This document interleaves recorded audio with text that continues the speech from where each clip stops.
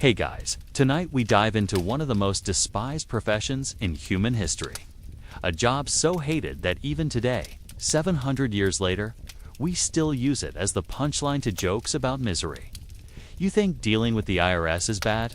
Try being a medieval tax collector, where your office was the road, your filing cabinet was a moldy satchel, and your annual performance review involved dodging pitchforks and praying you'd live to see Christmas. So before you get comfortable, take a moment to like the video and subscribe, but only if you genuinely enjoy what I do here. And let me know in the comments where you're tuning in from and what time it is for you. It's always fascinating too. See who's joining us from around the world. Now, dim the lights, maybe turn on a fan for that soft background hum. And let's ease into tonight's journey together. Picture this. You wake up in the year 1347, and congratulations, you're a tax collector. Not because you chose this career path, not because you had a passion for numbers, but because someone with a sword and a bad attitude decided you looked responsible enough to extract coins from people who'd rather feed them to their pigs. Your job description is simple. Go to villages full of starving peasants and convince them to hand over money they don't have for taxes they don't understand to fund wars they'll never benefit from. Easy, right? Wrong. Being a medieval tax collector wasn't just a job. It was a slow-motion suicide mission, wrapped in bureaucracy and seasoned with the constant threat of being beaten to death with a farming implement. You weren't an accountant. You were a walking target, a professional pariah, a man whose very existence made grown adults fantasize about violence. And the worst part? You probably weren't even good at math. Let's start with how you ended up in this nightmare profession in the first place. Because, spoiler alert, nobody grew up dreaming of collecting taxes for King Edward while peasants sharpened their sighs and muttered about justice. Most tax collectors fell into the job through a combination of bad luck, worse connections, and the medieval equivalent of being voluntold. Maybe you were a minor clerk who could read and write, which already made you suspicious to most of the population. Literacy was rare, dangerous, and often associated with either the church or the devil, depending on who you asked. Or perhaps you were a failed merchant who owed money to the wrong lord and needed to work off your debt. Some tax collectors were appointed because they had shown a talent for organization. Others because they had proven they could survive being universally despised. Most, however, were simply expendable. The appointment process was about as formal as a tavern brawl. A royal official or local lord would point at you and say something like, "You, with the nervous twitch and the ability to count past 10, you're now responsible for collecting His Majesty's taxes from the 3 most violent villages in the Shire. Try not to die before Michaelmas. No training program, no employee handbook, no dental plan. Just a leather satchel, a ledger that may or may not have been accurate, and the cheerful knowledge that half the people you'd be visiting had already killed the last tax collector. Your qualifications were minimal. You needed to be literate enough to record payments, numerate enough to count coins, and sturdy enough to run when things went sideways, which they would, frequently. You also needed the social skills of a diplomat and the survival instincts of a rat, because you'd be entering situations where both would be tested daily. The job came with a few perks, if you could call them that. You had authority, technically. You could demand payment in the king's name, which sounded impressive until you realized that the king was hundreds of miles away and the peasant standing in front of you had a very large axe and very little patience. You also had legal protection, theoretically. Harming a tax collector was a serious crime, punishable by fines, imprisonment, or worse. In practice, this meant that if someone killed you, they might get in trouble later. Assuming anyone bothered to investigate your disappearance, but perhaps the most important qualification for being a medieval tax collector was philosophical. Acceptance of your fate. You had to understand, deep in your bones, that you had become one of the most hated people in the kingdom. Children would learn to fear you before they learned to walk. Priests would pray for your soul, assuming you still had one, and somewhere in a village you'd never visited. People were already planning creative ways to murder you. So there you were, newly appointed, holding your leather satchel and staring at a list of names, amounts, and locations that might as well have been death sentences. Your first day on the job was approaching, and with it, the grim realization that you had somehow become the human embodiment of everything people hated about authority, government, and life in general. Welcome to your new career. Try to keep your head attached. Now that you've been voluntold into this delightful profession, it's time for training. And by training, I mean someone handed you a ledger, pointed you toward the nearest village, and wished you luck with the same enthusiasm they'd show a condemned man walking to the gallows. Medieval tax collection didn't come with orientation seminars or helpful workplace safety videos. Your education was trial by fire. Emphasis on the fire part, because that's what angry peasants like to threaten you with. Your first lesson was learning what taxes you were supposed to collect, which was like trying to memorize a fever dream. Conceived by bureaucrats and implemented by people who thought consistency was a sign of weakness. There was the royal tax collected for the king's treasury, the local tax collected for your immediate lord, the church tax because God apparently needed coins as much as prayers, war taxes which were collected whenever someone with a crown decided they needed more swords, emergency taxes collected whenever the regular taxes weren't quite bankrupting people fast enough, and seasonal taxes, because why should peasants be allowed to enjoy harvest time without fiscal terror? But wait, there's more. You also had to understand the different types of payments. Some taxes were paid in silver coins, if people had them. Others were paid in agricultural products, livestock, or labor. This meant you needed to know the current exchange rate between a bushel of wheat, 3 chickens, and 2 days of ditch digging, all while standing in a muddy village square surrounded by people who viewed you as only slightly more welcome than the plague. Your tools were primitive and your methods were improvised. You carried a set of scales that may or may not have been accurate, a collection of weights that had probably been tampered with, and a ledger written in handwriting that looked like it had been produced by a drunk monk during an earthquake. You also carried a bag of sample coins, partly to verify payments, and partly because peasants often tried to pay with coins they'd filed down, clipped, or forged in their spare time. Record keeping was a nightmare that would make modern accountants weep. You had to track who owed what, who had paid what, who was claiming they'd already paid, who was claiming they'd never owed anything in the first place, and who was claiming that the previous tax collector had died before recording their payment. So really, shouldn't they get a fresh start? All of this information had to be written down in a ledger that would be reviewed by officials who may or may not have been able to read, but who definitely could have you flogged if the numbers didn't add up. Communication was another challenge. Tax law was written in Latin, a language that most people, including many tax collectors, didn't speak. The peasants spoke local dialects that varied from village to village. And you, caught in the middle, had to somehow explain complex fiscal obligations to people who measured time by the position of the sun and considered anything involving numbers to be witchcraft. Your crash course in human psychology was perhaps the most important part of your education. You learned to read faces, to distinguish between genuine poverty and theatrical poverty, to recognize the difference between someone who couldn't pay and someone who was hiding their coins in a hole behind their cottage. You developed an eye for spotting weapons, an ear for hearing lies, and a nose for detecting when a situation was about to turn violent. Most importantly, you learned that flexibility was survival.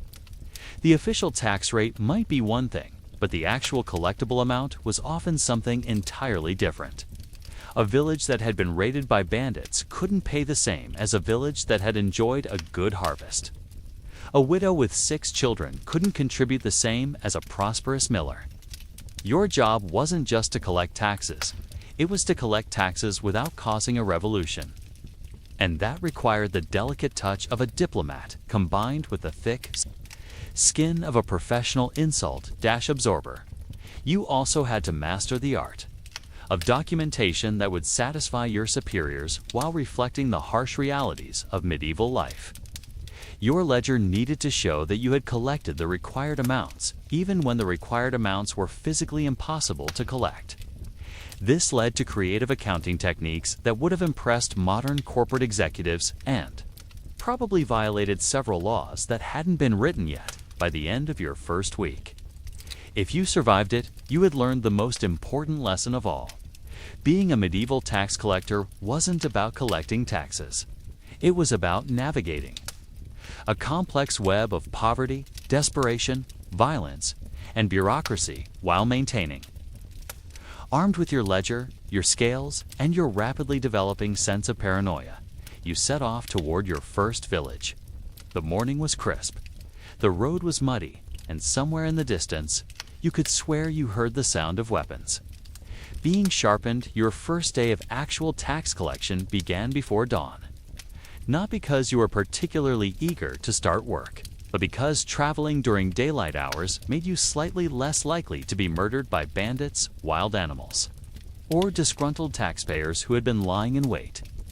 The roads of medieval England were not designed for customer service calls, and every mile you traveled brought you closer to conversations that would make modern customer service representatives quit their jobs and become hermits. The villages on your route were scattered across the countryside like islands of misery in a sea of mud and agricultural depression.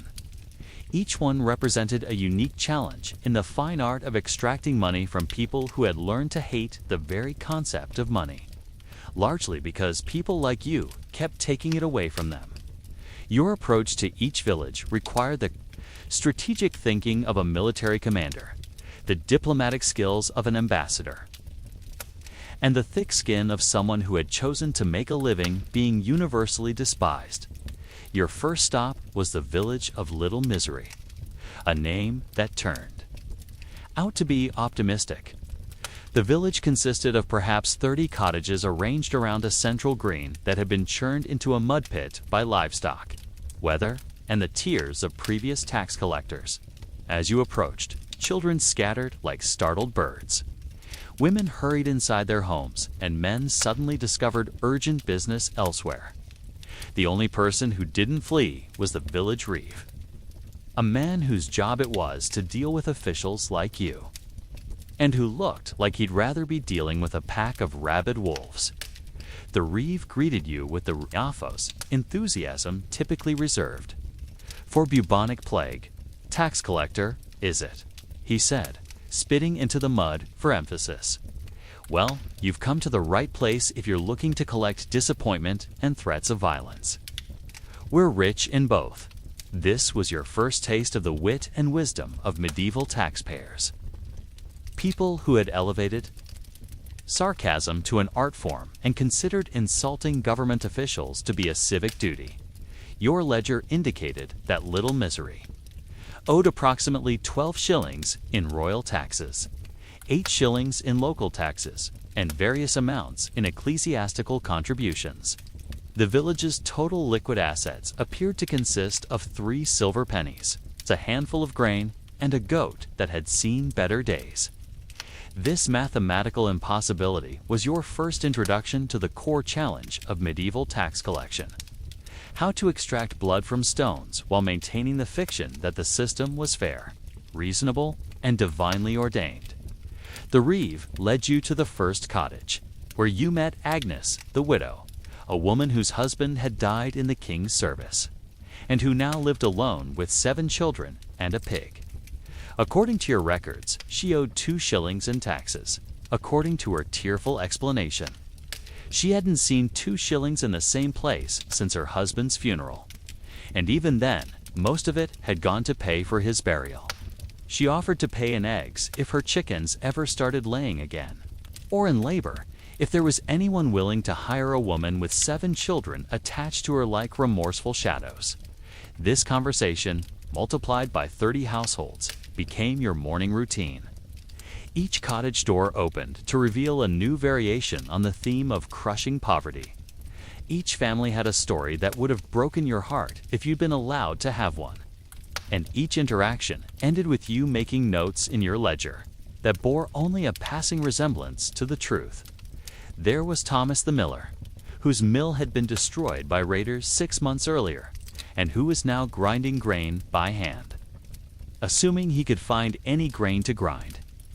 There was Margaret the Brewster, whose ale had turned sour, and whose customers had mysteriously disappeared around the same time the local lord had doubled her taxes.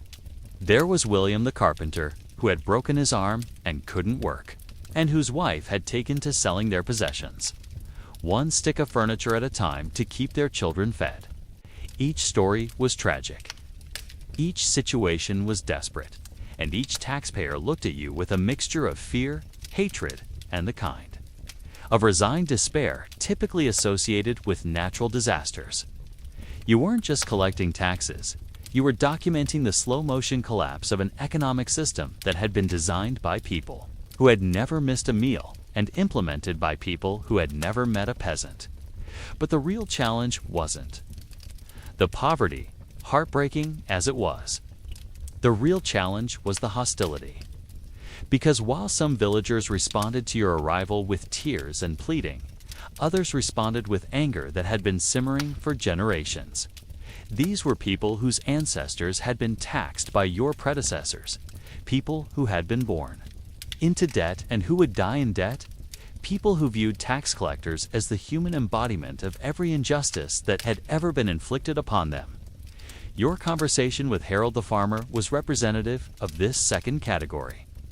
Harold owned a small plot of land that barely produced enough to feed his family, but according to your ledger, he owed enough in taxes to fund a small war.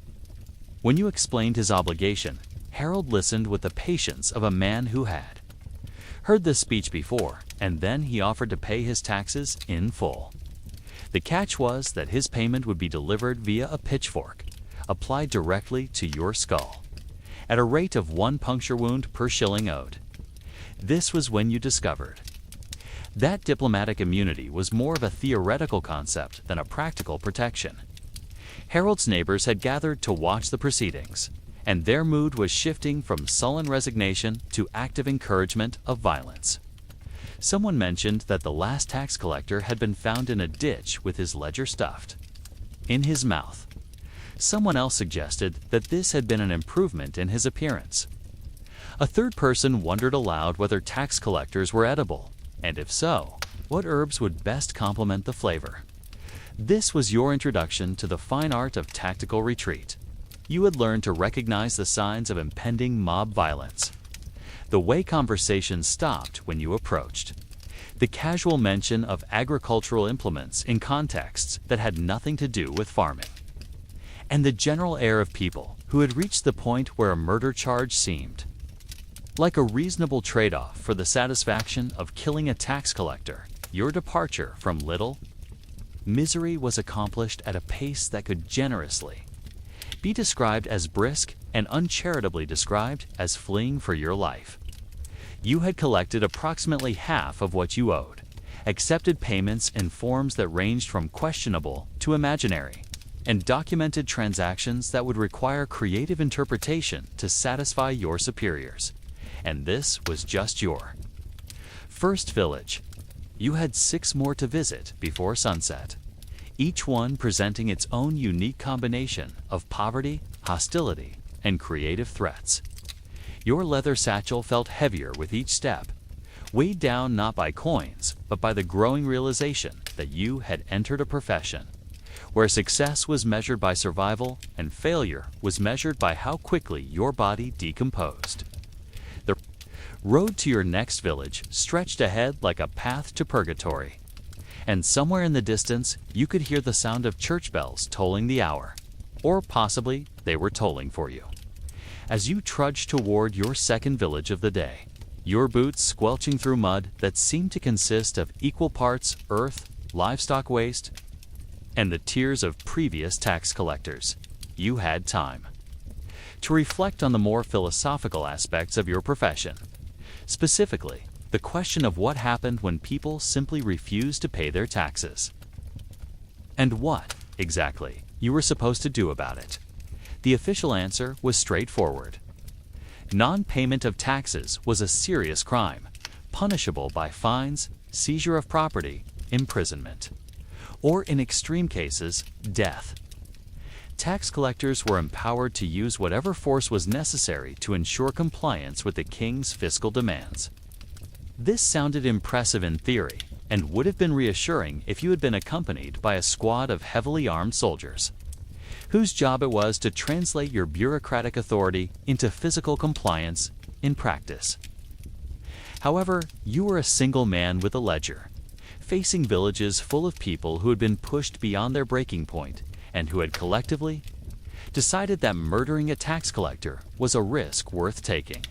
Your enforcement mechanisms consisted of threats you couldn't back up, legal processes that moved slower than agricultural growth, and a justice system that was more interested in maintaining order than protecting the lives of unpopular government. Functionaries. Your second village, charmingly known as Spyton Marsh, had apparently received word of your arrival and had prepared accordingly. The village green was deserted except for a scarecrow that had been dressed in what looked suspiciously like tax collectors' clothing and decorated with a sign reading, "Welcome to Spyton Marsh. Population, none of your business, taxes owed. Go to hell." This level of organized hostility suggested that your visit was not going to proceed according to the procedures outlined in your non-existent training manual. The village reeve, when you finally located him hiding in the church, informed you that Spyton Marsh had collectively decided to exercise their ancient right of tax resistance, a right that he claimed was enshrined in Magna Carta, common law, and the direct commandments of God. When you pointed out that none of these sources actually contain provisions for tax resistance, he suggested that you take up the matter with the village's team of legal experts, who turned out to be 6 farmers armed with clubs and a profound skepticism about the legitimacy of royal authority. This was your introduction to the medieval version of civil disobedience, a movement that predated Thoreau by several centuries and was considerably more violent in its application. The villagers of Spyton Marsh had decided that they would rather face the consequences of non-payment than continue to hand over money they didn't have to fund wars they didn't support for the benefit of people they'd never met. Their strategy was elegant in its simplicity. They would simply pretend that taxes didn't exist. When you demanded payment, they would claim ignorance of any such obligation. When you showed them your official documents, they would claim illiteracy. When you explained the penalties for noncompliance, they would nod thoughtfully and then ask if you'd like to discuss the matter with their agricultural implements. You attempted to explain that tax resistance was not a recognized legal concept, and that their refusal to pay would result in serious consequences for the entire village. The farmers listened politely, and then one of them asked if you'd ever tried to collect taxes from a corpse. Because they'd heard it was difficult, and they were curious about the logistics involved, this conversation continued for several hours, during which you learned that creative noncompliance was an art form that had been perfected over generations. The villagers had developed elaborate systems of hide-and-seek that would have impressed military strategists. Coins disappeared into hiding places that would have challenged archaeologists. Livestock mysteriously vanished whenever officials appeared only to reappear after the danger had passed. And records of transactions, debts, and assets became unreliable to the point of fantasy. One farmer claimed that he had sold all his possessions to pay for his daughter's wedding, except that his daughter was 8 years old and unmarried. Another insisted that his crops had been destroyed by a plague of locusts, despite the fact that locusts were not native to the region and had never been seen in England.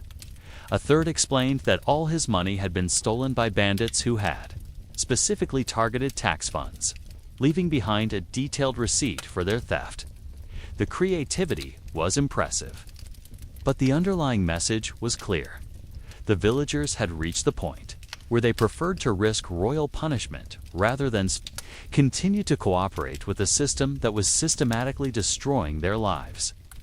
They had calculated that the king's justice was distant and uncertain, while their immediate survival was dependent on keeping whatever resources they had managed to accumulate.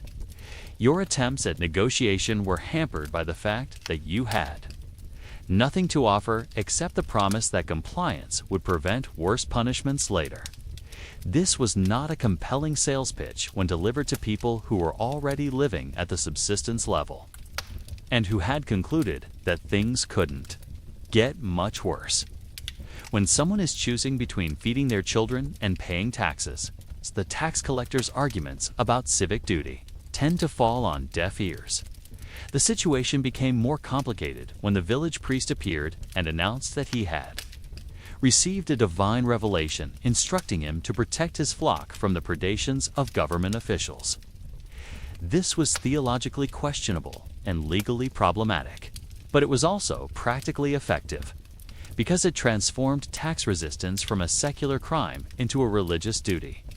Your conversation with Father Benedict was a masterpiece of circular logic and creative biblical interpretation. He claimed that Jesus had opposed taxation, citing the incident with the money changers in the temple as evidence of divine opposition to fiscal policy. When you pointed out that Jesus had actually said, "Render unto Caesar," Father Benedict suggested that this commandment didn't apply to English kings because they weren't Caesar, and besides, the current king was probably not divinely appointed because God wouldn't have chosen someone who taxed widows and orphans. This theological debate continued until you realized that you were arguing scripture with a man who had the advantage of literacy, clerical authority, and a congregation that was armed with farming implements and looking for an excuse to test them. You decided that discretion was the better part of theological disputation, and that your immortal soul would have to take its chances with the current tax collection policies. Your departure from Spytonmarsh was accomplished without violence, largely because the villagers had concluded that you were more entertaining than threatening, and that allowing you to leave would give them something to laugh about for weeks to come. You had collected no taxes, documented several impossible explanations, and learned that organized resistance was considerably more challenging than individual non-dash compliance. As you walked away from the village, you could hear the sound of laughter and celebration behind you. The villagers were treating your departure like a holiday, complete with impromptu music and what sounded suspiciously like victory songs.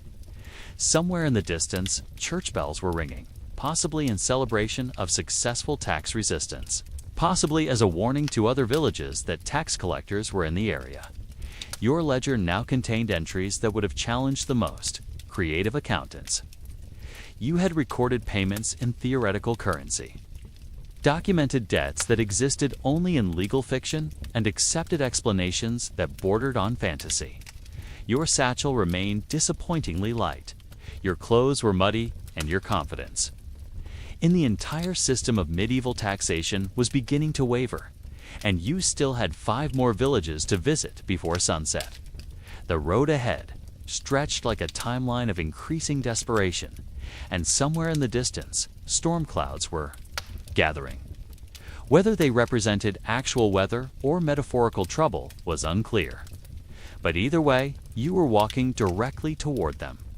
After your educational experience in Spytonmarsh, you might have hoped that your remaining villages would be more cooperative, or at least less creatively hostile. This hope would have been touchingly naive because medieval tax collection operated on the principle that each village would present its own unique form of suffering, and that your job was to experience them all in a single day. Your third stop was the village of Woebide, a settlement that had apparently been named by someone with either a gift for prophecy or a dark sense of humor. As you approached, you noticed that the village seemed unusually quiet, with an atmosphere that suggested either peaceful contemplation or careful preparation for an ambush. The distinction between these two possibilities became clearer when you realized that every villager you could see was holding some kind of agricultural implement, and none of them appeared to be engaged in agricultural activities. The village Reeve of Wobide greeted you with the kind of smile typically associated with people who had just solved a long-standing problem in a particularly satisfying way. "Tax collector," he announced cheerfully. "Perfect timing. We've been expecting you. In fact, we've been preparing for your visit." This level of preparation was ominous, particularly when it was accompanied by the sound of weapons being tested and sharpened in the background. It turned out that Wobitide had developed what they called the collaborative approach to tax collection. Rather than dealing with you on an individual basis, they had decided to handle the matter as a community project. This meant that instead of visiting each cottage separately, you would be discussing tax obligations with the entire village at once in what they described as a public consultation and what looked suspiciously like a tribunal. The consultation took place in the village square, with you standing in the center while the entire population of Wobitide formed a circle around you. This arrangement had several practical advantages from their perspective. It ensured that everyone could hear your explanations of their tax obligations. It allowed for group discussion of your proposals, and it made it very difficult for you to leave without their permission. Your presentation of the village's tax obligations was received with the kind of respectful attention typically accorded to entertainment. The villagers listened politely as you explained that they owed various amounts for royal taxes, local taxes, and ecclesiastical contributions. They nodded thoughtfully when you described the penalties for non-payment, and they applauded enthusiastically when you finished, as if you had just delivered a particularly amusing performance. The response began with Margaret, the wise woman, who stood up and announced that she had consulted the bones, the entrails, of a recently deceased chicken and the patterns made by tea leaves. And all of these divination methods had indicated that the village should not pay taxes this year because the stars were not properly aligned for fiscal transactions. This was followed by a detailed astrological explanation that involved the movement of planets, the phases of the moon, and the mating cycles of various farm animals. Thomas the blacksmith, then. The theological discussion that followed was wide-ranging and creative.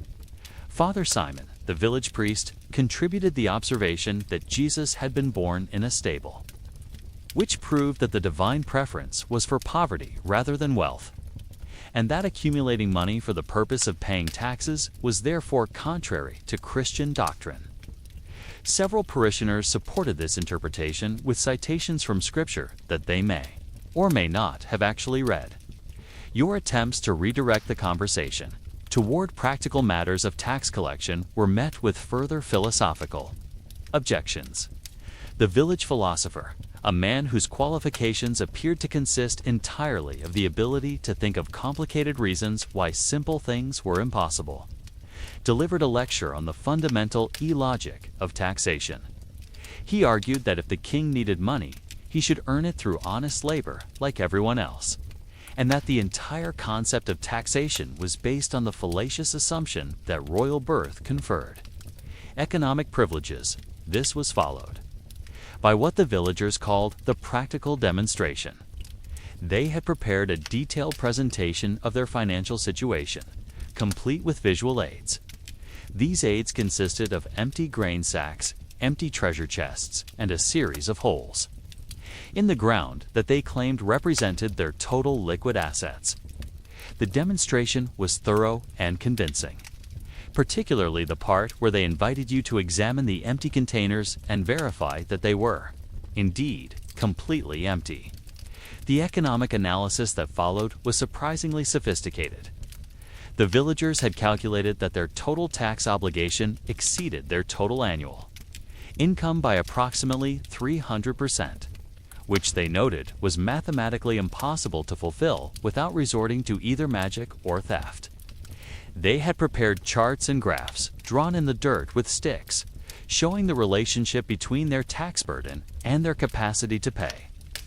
And these visual aids clearly demonstrated that compliance was literally impossible. Your suggestion? That they might be able to pay partial amounts was met with further mathematical objections.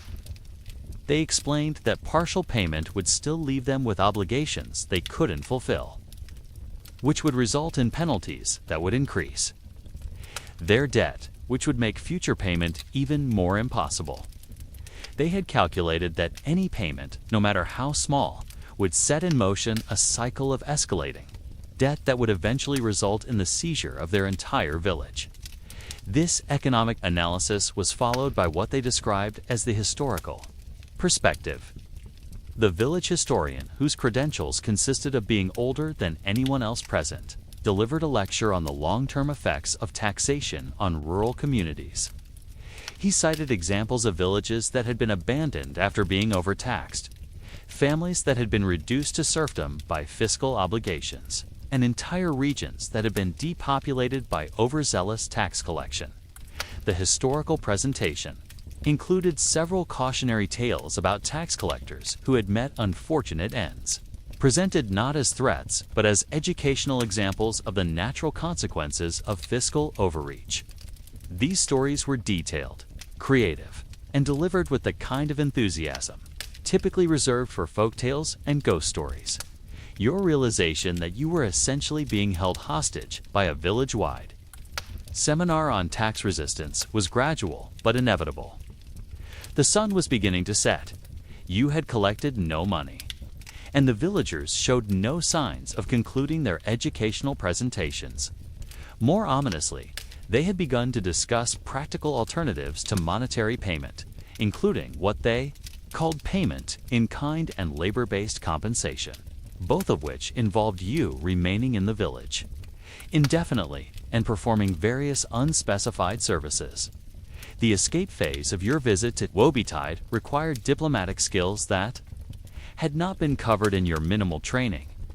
You had to extract yourself from an increasingly elaborate discussion of alternative economic systems while maintaining the fiction that you took their arguments seriously, and that you would convey their concerns to higher authorities. This required promising to reconsider their tax obligations, to investigate the legal basis for their various objections, and to return at a later date with revised assessments. Your departure was accomplished with the kind of ceremony typically associated with diplomatic missions.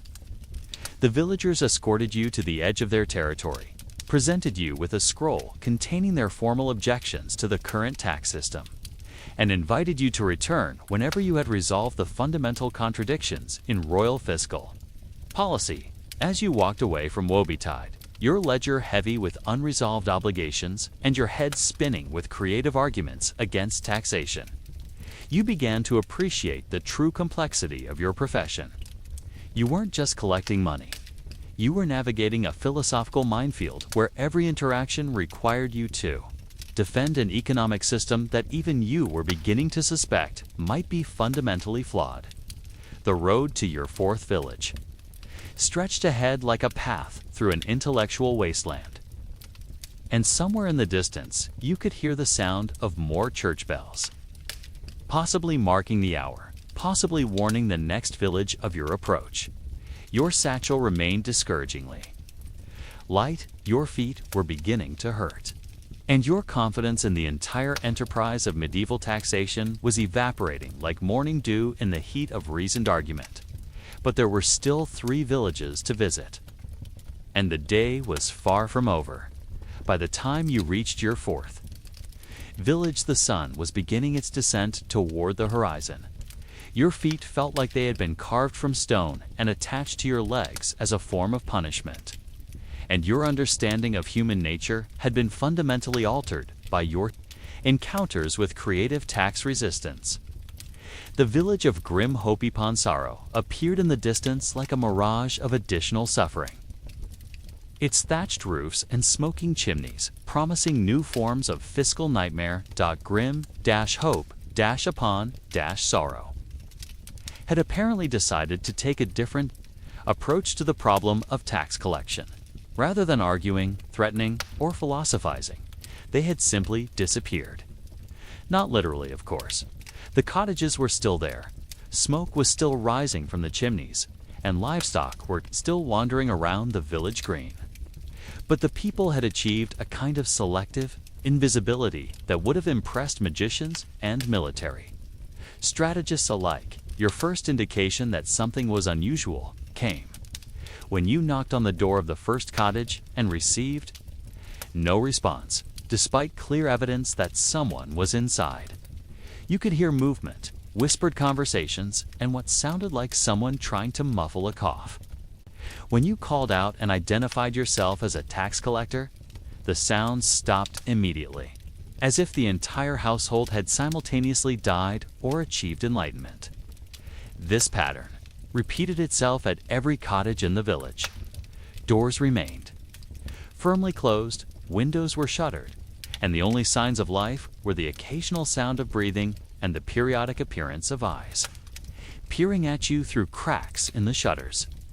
It was as if the entire village had collectively decided to pretend that tax collectors existed in a parallel dimension that didn't intersect with their reality.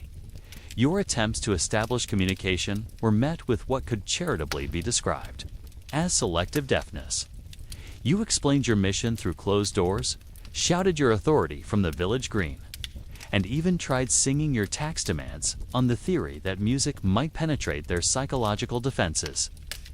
None of these approaches produced any response beyond the occasional sound of muffled laughter. The village reeve, when you finally located him, had achieved a state of tactical amnesia that would have challenged medical professionals. He claimed to have no memory of any tax obligations, no knowledge of any royal demands, and no understanding of what a tax collector might be or why one might visit a village. When you showed him your official documents, he examined them with the careful attention of someone studying ancient hieroglyphics, turning them upside down and sideways before concluding that they appeared to be written in a foreign language that he couldn't read. This selective ignorance extended to basic concepts of governance and economics. The reeve claimed to have never heard of the king, to be unfamiliar with the concept of money, and to be uncertain about the purpose of villages in general. When you asked him about the other villagers, he suggested that they might be mythical creatures. Since he couldn't see any evidence of human habitation in the area, your conversation with the village priest was equally surreal. Father Ambrose had apparently achieved a state of spiritual transcendence that rendered him incapable of perceiving earthly concerns such as taxation. He claimed to be too focused on heavenly matters to notice governmental demands, too pure of spirit to understand fiscal obligations, and too holy to engage with anything as worldly as money. When you attempted to explain the serious consequences of tax evasion, Father Ambrose nodded sympathetically and suggested that you might be suffering from delusions brought on by excessive exposure to bureaucratic documents. He offered to pray for your recovery and recommended a diet of bread and water to purge the administrative toxins from your system. The children of Grim Hope Upon Sorrow had been trained in the fine art of strategic blindness. When you approached them to ask about their parents, they would stare directly through you as if you were transparent, occasionally tilting their heads in confusion as if they could hear a strange voice but couldn't identify its source. One particularly talented child claimed to be frightened by the invisible spirit that seemed to be speaking to him, and ran away calling for his mother to protect him from supernatural forces. Your attempts to conduct a proper assessment of the village's assets were hampered by the fact that everything seemed to vanish whenever you tried to examine it. Livestock would wander away just as you approached. Grain stores would be mysteriously empty when you tried to inventory them. Even the village well appeared to be temporarily out of order, with a sign claiming that it was being repaired by invisible well diggers who would return at an unspecified future date.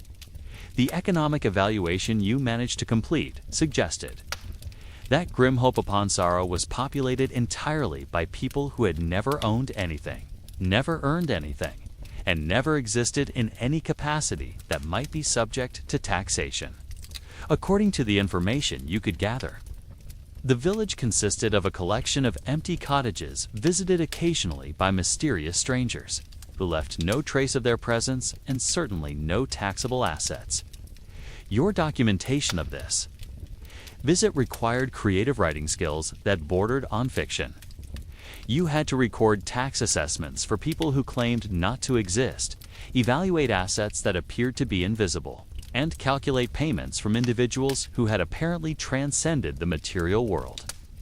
Your ledger began to resemble a philosophical treatise on the nature of reality rather than a tax assessment document.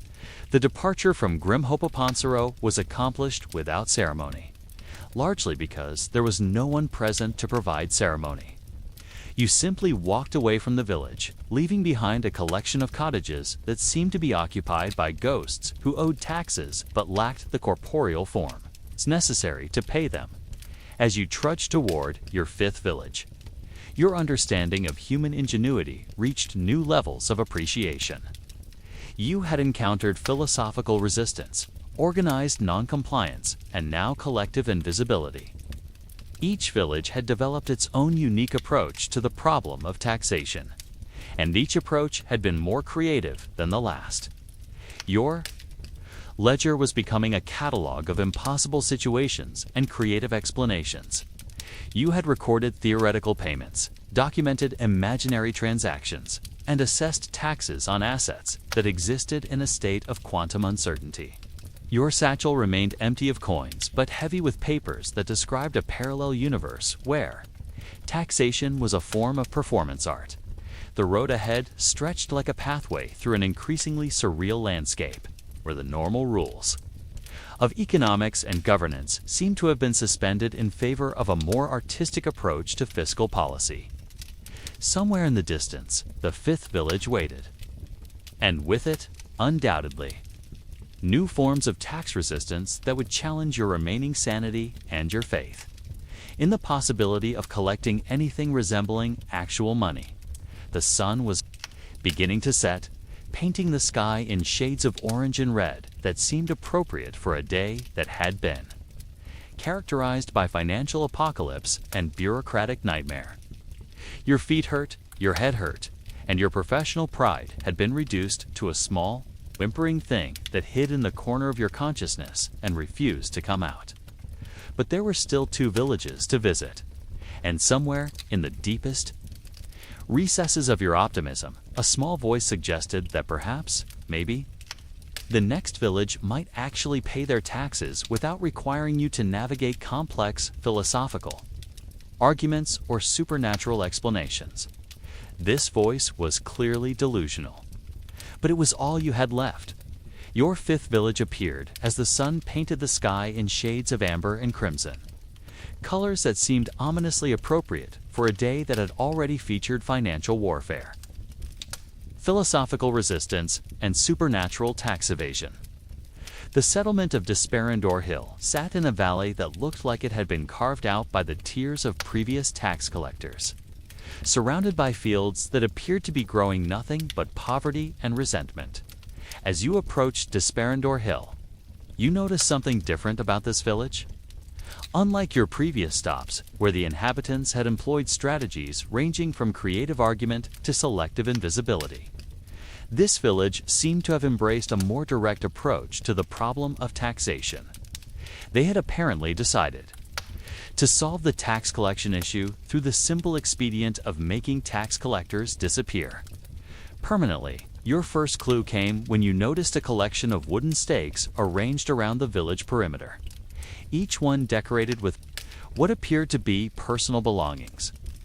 Closer inspection revealed that these were not decorative elements, but rather monuments, memorials to previous tax collectors who had visited Desperandor Hill and had subsequently decided to extend their stay indefinitely.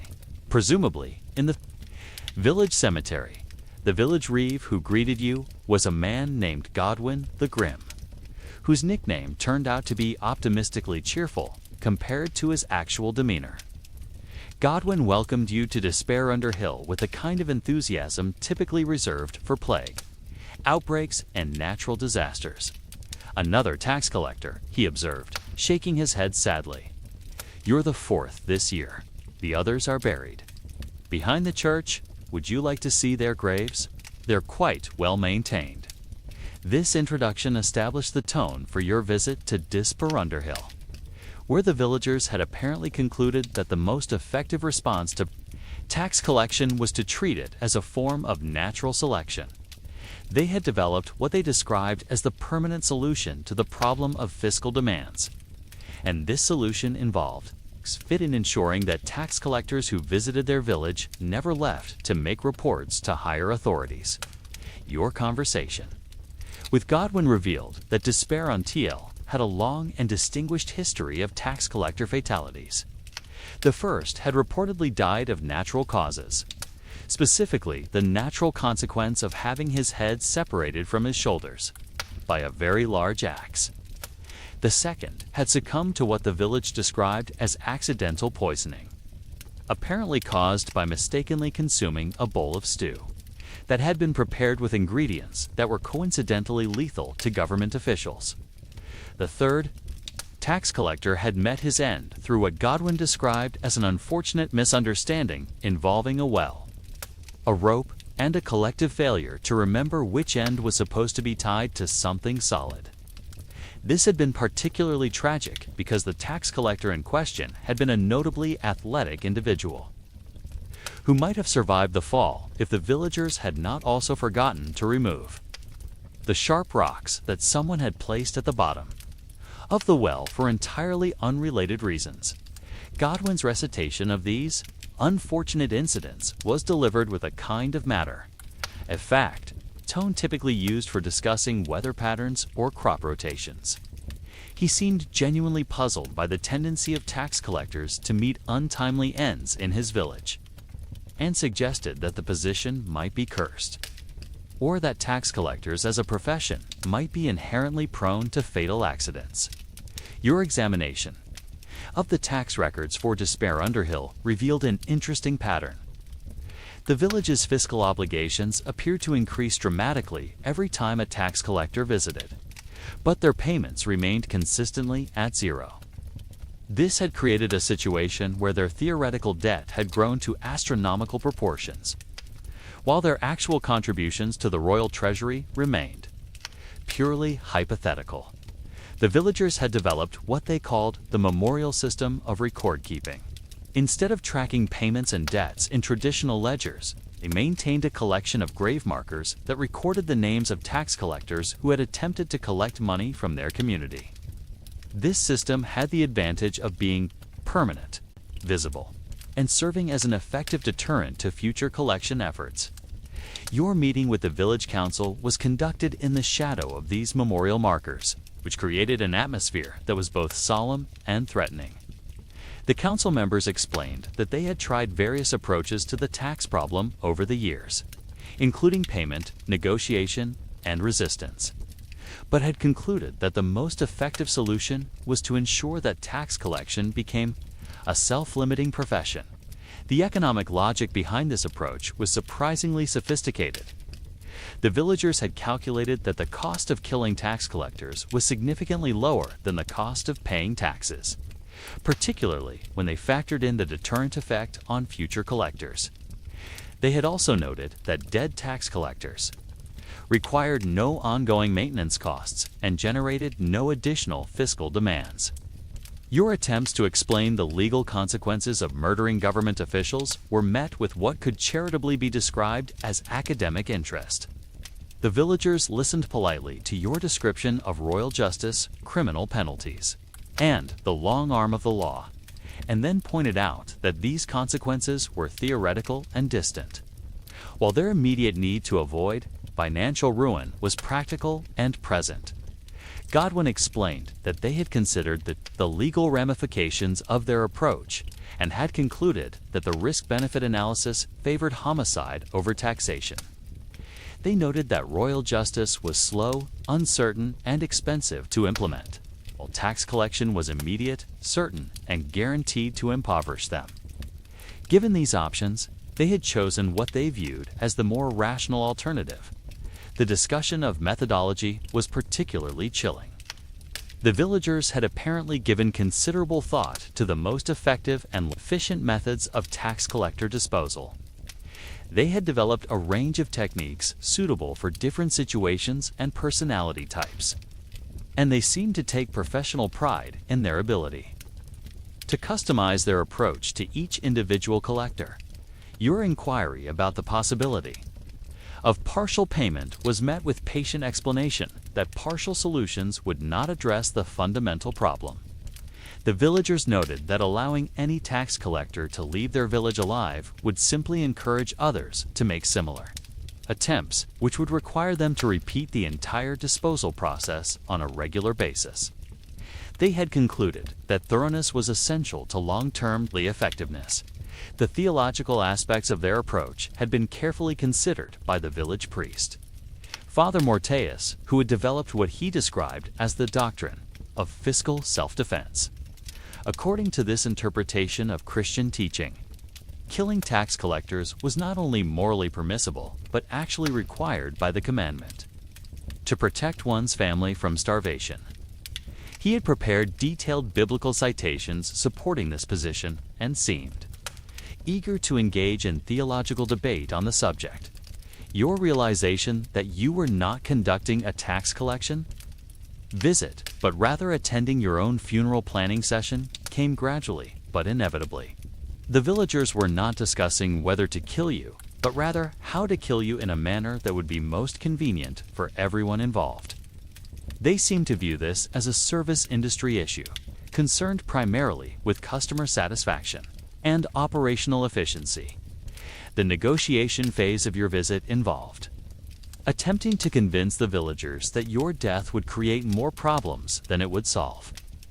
This required you to present arguments about the economic value of living tax collectors, the administrative complications that would result from your disappearance, and the possibility that future tax collectors might be better armed and more difficult to kill. These arguments were received with the kind of polite skepticism typically accorded to sales presentations. The villagers acknowledged your points, but noted that they had heard similar arguments from previous tax collectors, and that experience had proven these concerns to be largely unfounded. They explained that dead tax collectors created no administrative complications whatsoever, and that the difficulty of killing future collectors would be addressed when and if such collectors appeared. Your escape from Desperander Hill required skills that had definitely not been covered in your training. You had to extract yourself from what amounted to a friendly but determined murder plot while maintaining the diplomatic fiction that you took their concerns seriously and respected their right to hold different opinions about tax policy. The departure was accomplished through a combination of promising to reconsider their tax assessment, agreeing to convey their concerns to higher authorities, and running faster than you had ever run in your life. Your exit from the village was accompanied by the sound of disappointed sighs and what sounded suspiciously like the sharpening of crackle implements. As you fled toward your final village, your ledger bouncing against your side and your breath coming in ragged gasps, you began to appreciate the true occupational hazards of medieval tax collection. You weren't just facing financial resistance or creative noncompliance. You were dealing with people who had concluded that murder was a reasonable business strategy. Your satchel remained empty of coins, but heavy with the knowledge that you had somehow survived an encounter with a community that had professionalized tax collector assassination. Your feet hurt, your lungs hurt, and your faith in the fundamental goodness of humanity had been reduced to a small, whimpering thing that was considering a career change. The road ahead led to your final village, and somewhere in the deepest recesses of your mind, a tiny voice of hope suggested that perhaps the last stop on your route might involve people who were content to simply refuse payment rather than attempting to add your body to their collection of tax collector trophies. This voice was clearly the product of severe psychological stress, but it was all that stood between you and complete despair. The sun was setting, painting the sky in shades of red that no longer seemed ominous, but rather appropriate for a day. That had redefined your understanding of professional risk. One more village.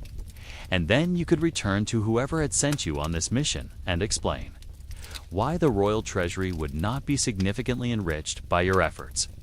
Assuming, of course, that you survived the final stop on your route.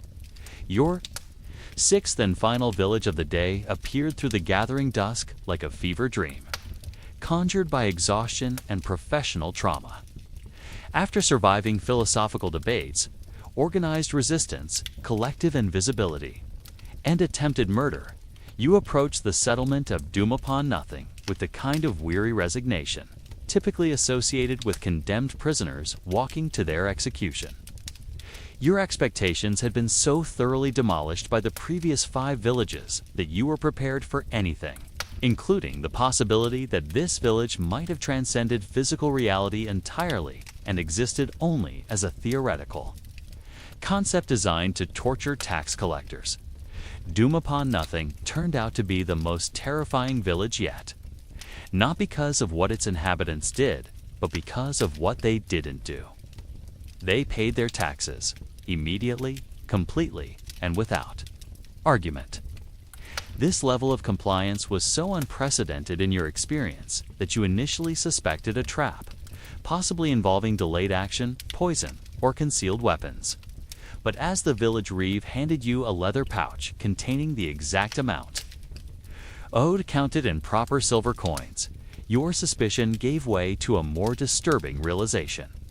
These people were so thoroughly broken by the system that they had lost the will to resist. The efficiency of tax collection in doom upon nothing was unsettling. Each household had prepared their payment in advance, calculated to the precise penny. There were no arguments, no negotiations, no creative explanations.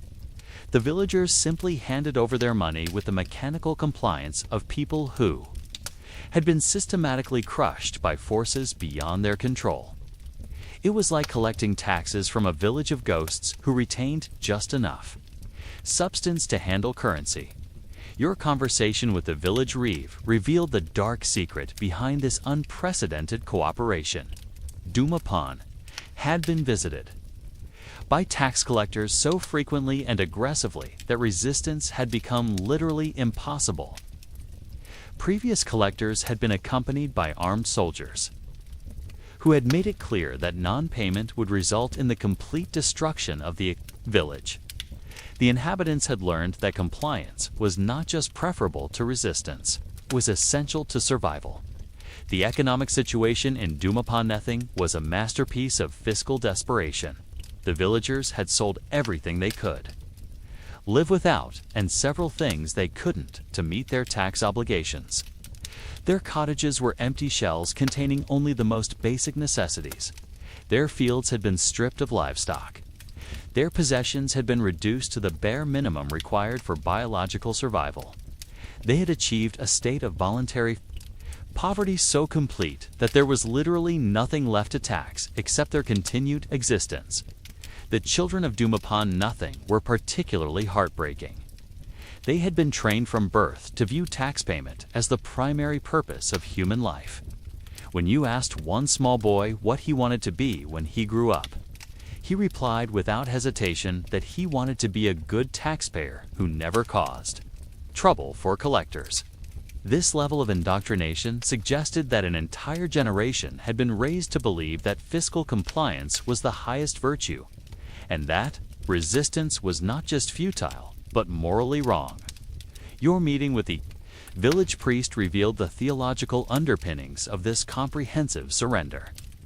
Father Benedictus had developed what he called the doctrine of fiscal predestination, according to which God had predetermined the tax obligations of every individual, and resistance to taxation was therefore resistance to divine will.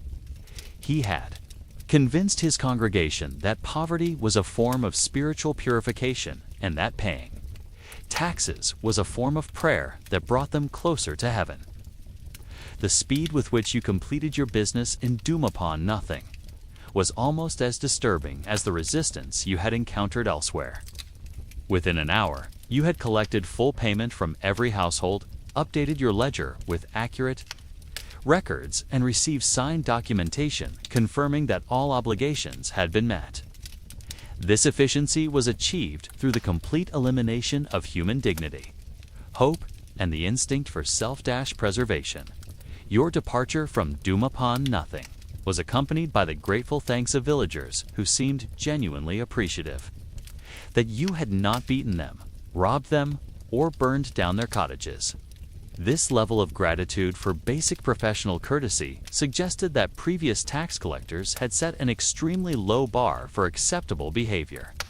The villagers waved goodbye with the enthusiasm of people who had just been informed that they would not be executed today as you walked away from the village. Your satchel finally heavy with actual coins, you realized that successful tax collection was somehow more disturbing than unsuccessful tax collection. The villages that had resisted had retained their humanity, their dignity, and their capacity for hope.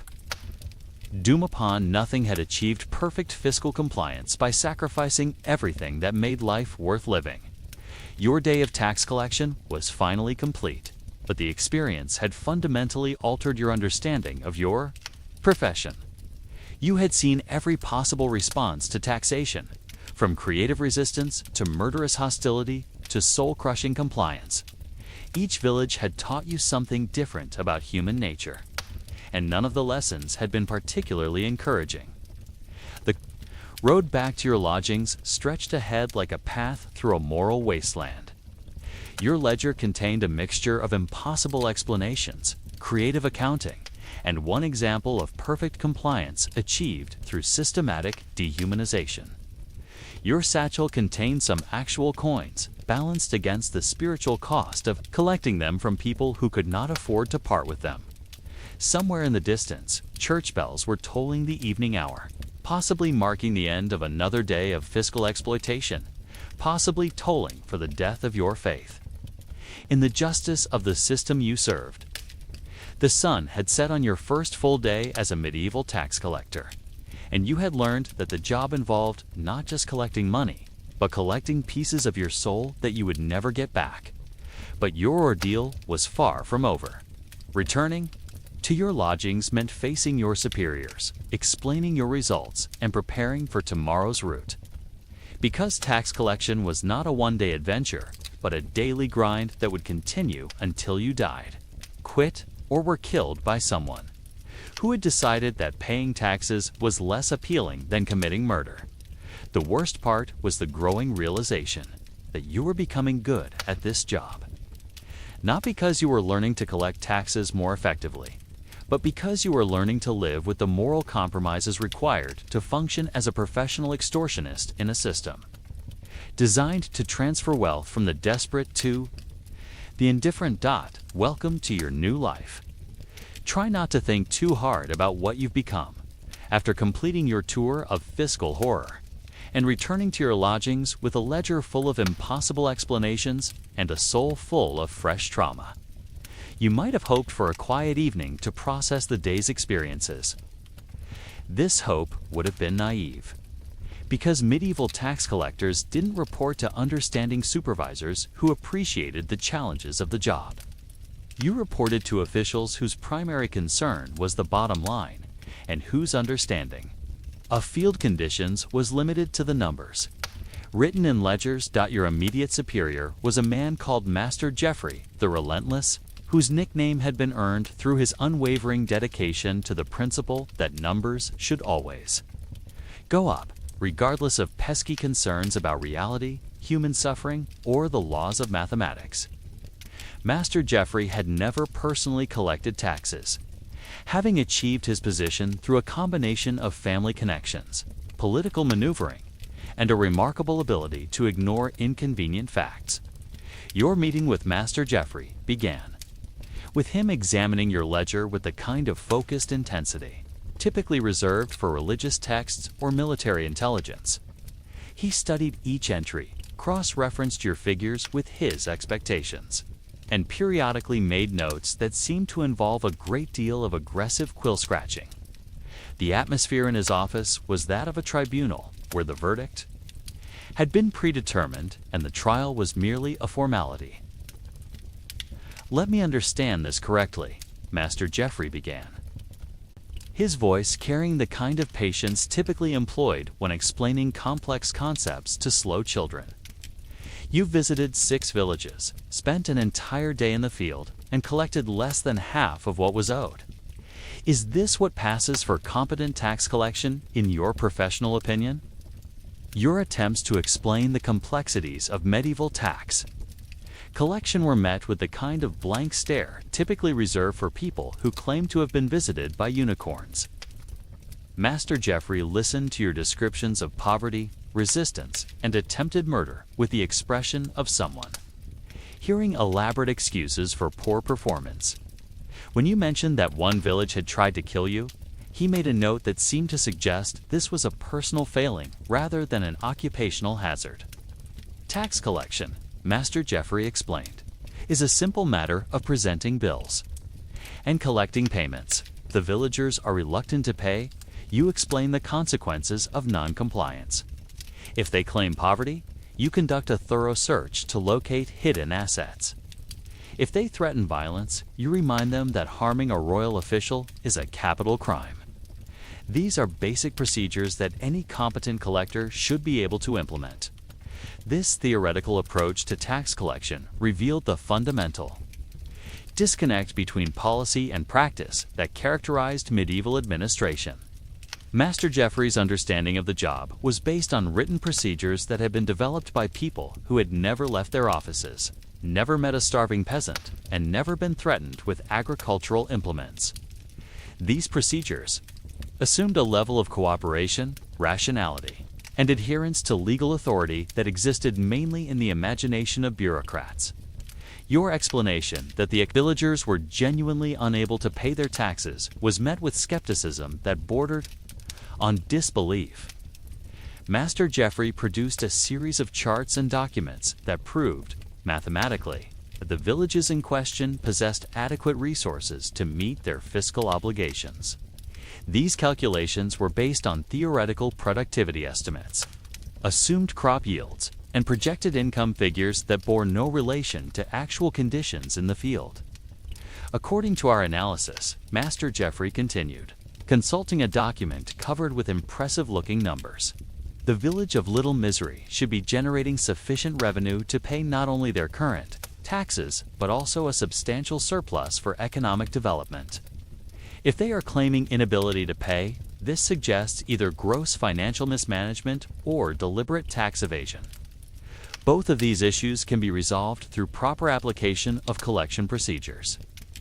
Your attempts to explain that Little Misery consisted of 30 starving families living in mud huts were dismissed as irrelevant to the mathematical realities of fiscal policy. Master Jeffrey pointed out that theoretical productivity calculations took precedence over subjective field observations, and that your job was to collect the amounts specified in the ledger, not to conduct amateur sociological research. The discussion of your encounter with murderous villagers was particularly illuminating. Master Jeffrey's response to learning that an entire village had tried to kill you was to suggest that this indicated a failure of communication on your part. Properly motivated taxpayers, he explained, do not resort to violence. If the villagers were contemplating murder, this suggests that you failed to adequately explain the legal consequences of harming a royal official. This analysis was followed by a detailed explanation of the proper procedures for dealing with hostile taxpayers.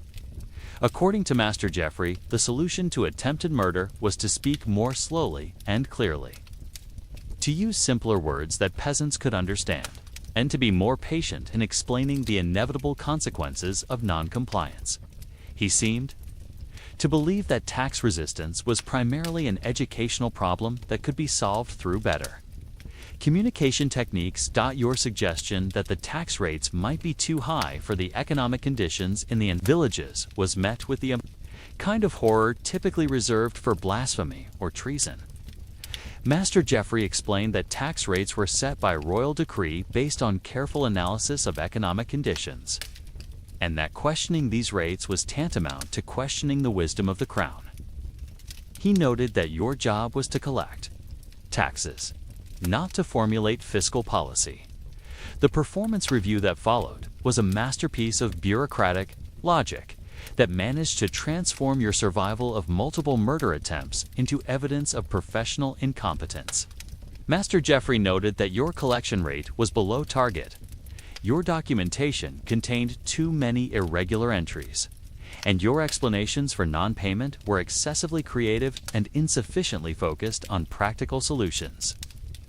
Your specific failings, according to Master Jeffrey's assessment, included insufficient aggression in pursuing hidden assets, inadequate use of legal intimidation, failure to properly motivate taxpayers through fear of consequences, and excessive sympathy for taxpayer complaints. He recommended additional training in motivational communication techniques and asset recovery procedures. The training program that Master Jeffrey outlined involved spending time with more experienced collectors who had achieved better results through what he described as enhanced persuasion methods. These methods apparently included bringing armed assistance, conducting more thorough property searches, and being more creative in interpreting legal authority. The subtext was clear. You were being too gentle, too understanding, and too concerned with the human cost of tax collection. Your attempts to point out that the successful village, doom upon nothing, had achieved compliance through systematic dehumanization were met with approval rather than concern. Master Jeffrey praised this village as an example of what could be achieved through proper tax collection techniques, and suggested that you study their methods for application in other locations. The mathematical impossibility of collecting more money than actually existed was dismissed as a failure of imagination rather than a law of economics. Master Jeffrey explained that competent tax collectors always found ways to exceed their targets, and that claims of absolute poverty were usually indicators that collectors had not been sufficiently thorough in their asset investigations. Your evening ended with a revised set of expectations for the following day's collection efforts. Master Jeffrey had increased your targets to compensate for the previous day's shortfall, signed you to villages that were known to be even more hostile than the ones you had already visited, and provided you with a list of enhanced collection procedures that seemed to involve a concerning amount of property seizure and legal intimidation.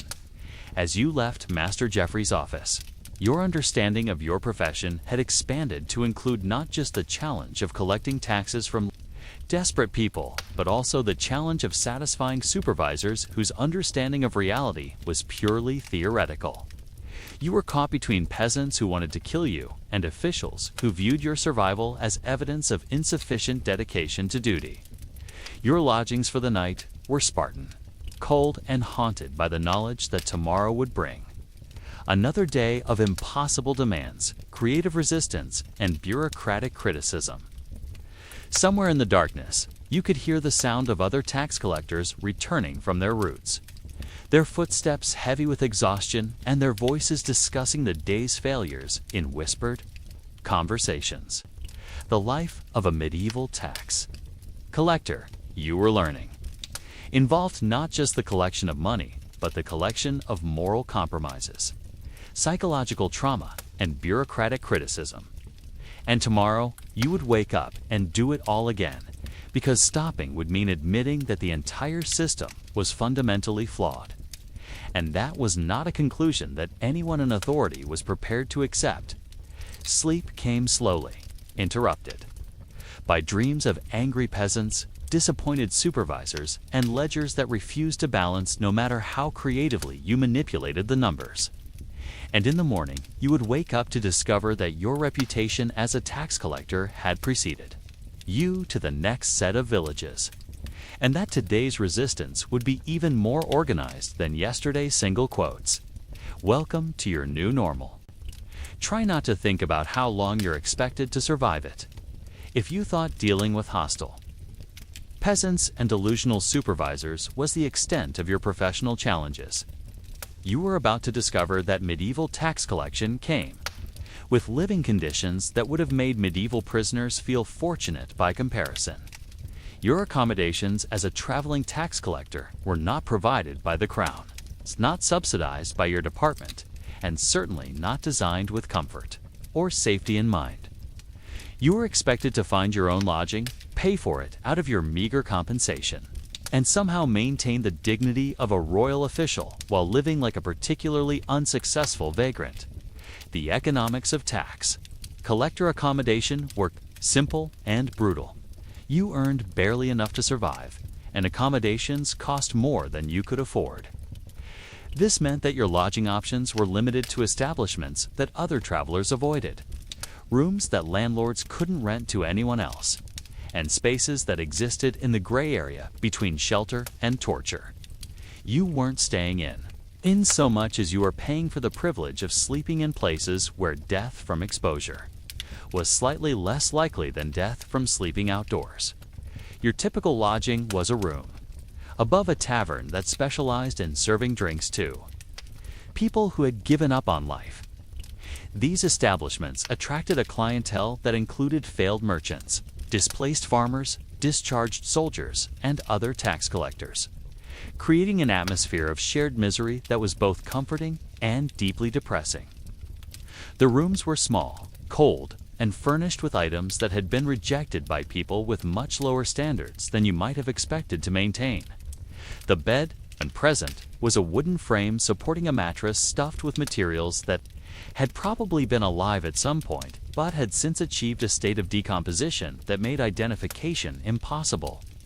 The blanket was a collection of fabric scraps sewn together by someone whose understanding of textile construction was purely theoretical. And the pillow was a sack containing substances that might have been feathers, might have been straw, or might have been the accumulated disappointments of previous guests. Privacy was a luxury that tax collectors could not afford, literally or figuratively. Your room was typically shared with other travelers who had been similarly reduced to accepting accommodations that bordered on uninhabitable. These roommates included people whose personal hygiene standards made medieval peasants seem fastidious, whose sleeping habits involved various forms of nocturnal noise production, and whose possessions sometimes included livestock that they were reluctant to leave unattended. The bathroom facilities were outdoor affairs that served the entire establishment and possibly several neighboring buildings. These facilities consisted of a wooden structure built over a pit that had been engineered according to principles that prioritize convenience over sanitation. The privacy arrangements involved a door that may or may not have remained closed, depending on the structural integrity of hinges that had not been maintained. Since their installation during the reign of a previous monarch, meals were provided by the tavern keeper, whose culinary philosophy seemed to be based on the principle that anything that didn't immediately kill the customer could be considered food. The menu consisted primarily of stew whose ingredients were determined by whatever the cook had been able to acquire through barter, purchase, or discovery behind the building. The bread was dense enough to be used as a weapon, the ale was thin enough to be confused with water, and the meat was of sufficient ambiguity that asking about its origins was considered poor etiquette.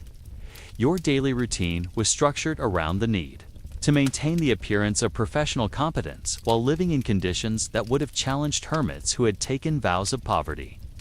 You woke up in a room that smelled like a combination of unwashed humans, decomposing organic matter, and despair. You washed your face with water that had been drawn from a well of questionable provenance and stored in a basin that had been used by previous guests for purposes you preferred not to contemplate. Dressing for work required you to transform yourself from someone who looked like a refugee into someone who could plausibly claim to represent royal authority. This transformation was accomplished through the application of clothing that had been travel-stained, slept in, and subjected to various forms of environmental assault, but which still retains enough resemblance to official garments to fool people who are not looking too closely. Your breakfast consisted of whatever food had survived, the night without being consumed by rodents, insects, or other guests. This meal was eaten in a common room filled with people who were also beginning their day with minimal enthusiasm and maximal resentment toward whatever circumstances had brought them to this point in their lives. Conversation was limited to essential communication and occasional complaints about the quality of accommodation, food, or life in general. The preparation for your daily route involved gathering your professional equipment, checking your documentation, and reviewing your assignment while trying to ignore the growing certainty that today would bring new forms of suffering. Your leather satchel, wooden scales, and collection ledger were stored in your room overnight, protected from theft by the fact that no one else wanted possessions that were. Associated with tax collection, your departure from your lodgings was accompanied by the ritual payment of another night's accommodation in advance. Because tax collectors were not considered trustworthy enough to be extended credit, this payment consumed a significant portion of your daily earnings, ensuring that your standard of living would remain consistently miserable regardless of how successful your collection efforts might be. The social aspects of your accommodation were perhaps the most challenging. Tax collectors were not popular guests, even in establishments that served people who had been rejected by respectable society. Your profession made other guests nervous, landlords suspicious, and staff reluctant to provide anything beyond the minimum service required to avoid legal complications. You were tolerated rather than welcomed, and your presence was viewed as a necessary evil rather than a source of revenue. Security was another constant concern. Tax collectors carried money, official documents, and the resentment of anyone who had ever been required to pay taxes. This made you a target for robbery, assault, and various forms of creative violence. Your room had no locks, your possessions had no protection, and your safety depended entirely on the hope that the other guests were too demoralized to contemplate additional crimes. The psychological impact of these living conditions was cumulative and severe. Spending every night in places that would have challenged the morale of professional soldiers gradually eroded your sense of dignity, hope, and connection to normal human society. You began to understand why other tax collectors seemed to have developed the emotional resilience of people who had been systematically broken by life and rebuilt as functional sociopaths. Your accommodation expenses consumed most of your income, leaving you with barely enough money to maintain the minimum standard of appearance required for your professional duties. This economic trap ensured that improving your living situation was impossible unless you could dramatically increase your collection efficiency, which was unlikely given the fundamental impossibility of extracting adequate money from people who didn't have any. The irony of your situation was not lost on you. As someone whose job was to collect money from people who couldn't afford to pay it, you were living in poverty that was only marginally better than that of your taxpayers. You were participating in a system that transferred wealth from the desperate to the indifferent while remaining desperate yourself. A perfect example of the way medieval economics managed to create suffering at every level of society as you settled into your routine of terrible accommodations, inadequate food, and professional misery. You began to appreciate why tax collection was not a career that attracted people with options. It was a profession for people who had been reduced to accepting whatever employment was available, regardless of the personal cost or moral implications. And tomorrow night, you would return to the same room, eat the same questionable food, and share space with the same collection of human debris because this was now your life. And there was no indication that it would ever improve. Sleep, when it finally came, was interrupted by the sounds of other guests pursuing various nocturnal activities, the movement of small creatures in the walls, and the persistent anxiety that tomorrow would bring new forms of professional humiliation. And in the morning, you would wake up to discover that your situation had somehow managed to get worse overnight. Welcome to the rest of your life. Try to find something to be grateful for, because optimism is the only luxury you can still afford. The physical toll of medieval tax collection was not limited to the occasional beating administered by angry peasants or the constant stress of navigating murder attempts. The job itself was a comprehensive assault on every system in your body, designed to break down your health through a combination of malnutrition, exposure, exhaustion, and the kind of chronic stress that turned hair gray and shortened lifespans. With impressive efficiency, your daily routine began before dawn and continued until after sunset, involving constant travel on foot across terrain that had been designed by geological forces with no consideration for human comfort. Medieval roads were less roads and more suggestions about where people might walk if they were sufficiently motivated, consisting of paths that had been carved by previous travelers and maintained by weather, livestock, and hope. Walking 20 to 30 miles per day while carrying your professional equipment was the minimum physical requirement for tax collection. Your leather satchel, scales, ledger, and documentation added weight that increased throughout the day as you collected payments, promises, and various forms of creative currency. By evening, you were carrying not just money, but also samples of grain livestock documentation, promissory notes written on bark, and other materials that reflected the innovative approaches medieval taxpayers took to fiscal obligation. The terrain you covered included hills that seemed designed to test your cardiovascular endurance, valleys that collected mud and standing water, forests that provided opportunities for encounters with wildlife and bandits, and open fields that offered no protection from weather or hostile peasants. Each type of landscape presented its own challenges to your physical integrity and mental stability. Weather was a constant enemy that attacked from every direction with impressive creativity. Rain soaked through your clothing and turned leather goods into soggy approximations of their former selves. Your ledger became illegible, your coins became slippery, and your shoes became waterlogged devices that redistributed moisture to parts of your body that had previously been dry. Walking in wet clothing caused chafing that developed into open sores, which then became infected because medieval medicine had not yet discovered antiseptic. Snow presented different but equally challenging problems. Your feet became numb, making walking treacherous and increasing the risk of frostbite. Your hands lost dexterity, making it difficult to handle coins, write in ledgers, or perform other fine motor tasks required for tax collection. And your body lost heat faster than it could generate it, leading to a constant state of cold that penetrated to your bones and remained there.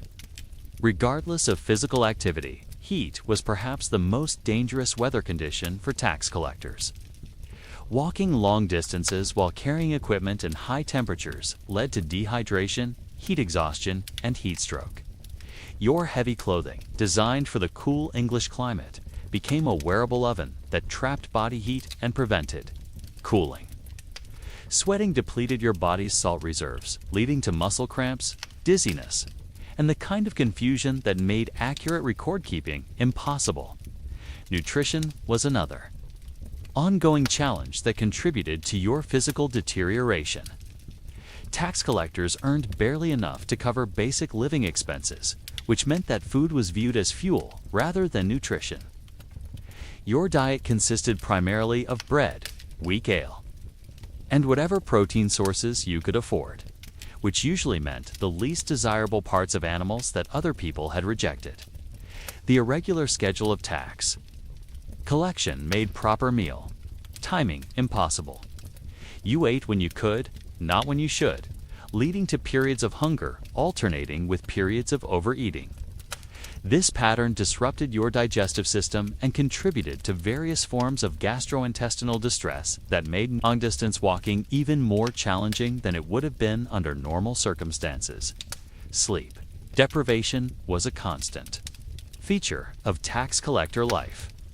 Your accommodations were not designed for rest. Your schedule did not allow for adequate recovery time, and your stress levels made deep sleep impossible even when conditions were favorable. You existed in a state of chronic fatigue that affected your judgment, reaction time, and ability to navigate the complex social and physical challenges of your profession. The psychological stress of being universally hated and frequently threatened activated your body's fight-or-flight response on a continuous basis. This chronic stress state elevated your heart rate, blood pressure, and cortisol levels, leading to a cascade of health problems that included digestive issues, immune system suppression, and accelerated aging. Tax collectors developed the appearance of people who were older than their chronological age, a phenomenon that reflected the physiological cost of living in constant fear. Injuries were common, and medical care was primitive. Walking long distances on irregular terrain led to ankle sprains, knee injuries, and foot problems that never properly healed because you could not afford to take time off for recovery. Falls, animal attacks, and violence from taxpayers caused cuts, bruises, and broken bones that were treated with whatever folk remedies were available, assuming treatment was available at all. Dental health was particularly problematic for tax collectors. Your diet of coarse, bread and weak ale contributed to tooth decay, while your limited income made dental care impossible to afford. Toothaches became chronic conditions that affected your ability to eat, sleep, and concentrate on your professional duties. Many tax collectors developed distinctive facial deformities caused by abscessed teeth and poorly healed facial injuries. Eye strain was another occupational hazard caused by long hours of examining documents, counting coins, and maintaining records. In poor lighting conditions, medieval candles and oil lamps provided insufficient illumination for close work, leading to headaches, blurred vision, and premature deterioration of eyesight. Tax collectors who lived long enough to reach middle age often suffered from vision problems that made reading increasingly difficult. Respiratory problems developed from constant exposure to dust, smoke, and poor air quality in medieval accommodations. The combination of wood smoke, animal dander, human exhalation, and various forms of atmospheric pollution. Skin conditions were inevitable given the combination of poor hygiene, constant exposure to weather, and the stress-related suppression of immune function. Tax collectors developed rashes, infections, and various forms of dermatitis that created additional discomfort and contributed to their generally unwelcome appearance. Personal grooming was limited by time constraints and economic considerations, leading to a perpetual state of dishevelment that reinforced negative public perceptions. The cumulative effect of these health challenges was a dramatic reduction in life expectancy compared to other professions. Tax collectors aged rapidly, died young, and spent their brief careers in a state of declining physical condition that made each day more difficult than the previous one. The profession attracted people who had few other options and consumed them through a combination of violence, stress, and systematic physical deterioration. Mental health was equally affected by the demands of tax collection. The constant hostility, moral compromises, and physical hardship created psychological conditions that ranged from depression and anxiety to complete emotional breakdown. Tax collectors developed coping mechanisms that included alcohol abuse, social isolation, and the kind of cynical detachment that protected them from the full emotional impact of their circumstances. The social isolation imposed by your profession exacerbated health problems by eliminating sources of emotional support and practical assistance. Tax collectors could not maintain friendships, romantic relationships, or family connections because their work made them pariahs who were avoided by respectable society. This isolation created a feedback loop where declining physical health led to increased social rejection, which led to further physical deterioration. Your body was not designed for the demands of medieval tax collection, and it responded to these demands by breaking down in predictable and irreversible ways.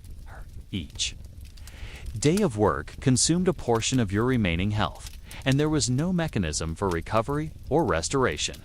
You were like a machine operated beyond its design specifications, gradually wearing out under stresses that exceeded your capacity to adapt. The realization that your profession was literally killing you was both obvious and irrelevant, because stopping work meant immediate destitution, while continuing work meant gradual destruction. Tax collectors faced a choice between dying quickly from starvation or dying slowly from professional exhaustion. And most chose the gradual option because it provided the illusion of control over their fate. As you felt your body beginning to fail under the accumulated stress of tax collection, you began to understand why the profession had such a high turnover rate. People didn't quit being tax collectors because they found better opportunities. They quit because their bodies could no longer perform the basic functions required for survival, let alone the complex demands of fiscal administration. And yet, each morning you woke up and prepared for another day of physical and psychological assault, because the alternative was admitting that you had been defeated by a profession that was designed to be impossible. And that admission would require a level of self-awareness that you could no longer afford to maintain. Your health was now just another resource being consumed by your work. And like all the other resources in medieval England, it was being extracted faster than it could be replenished. If you had hoped that your suffering as a tax collector would at least be compensated by financial security, you were about to discover that medieval fiscal policy was designed with a sense of irony that would have impressed satirists and depressed economists.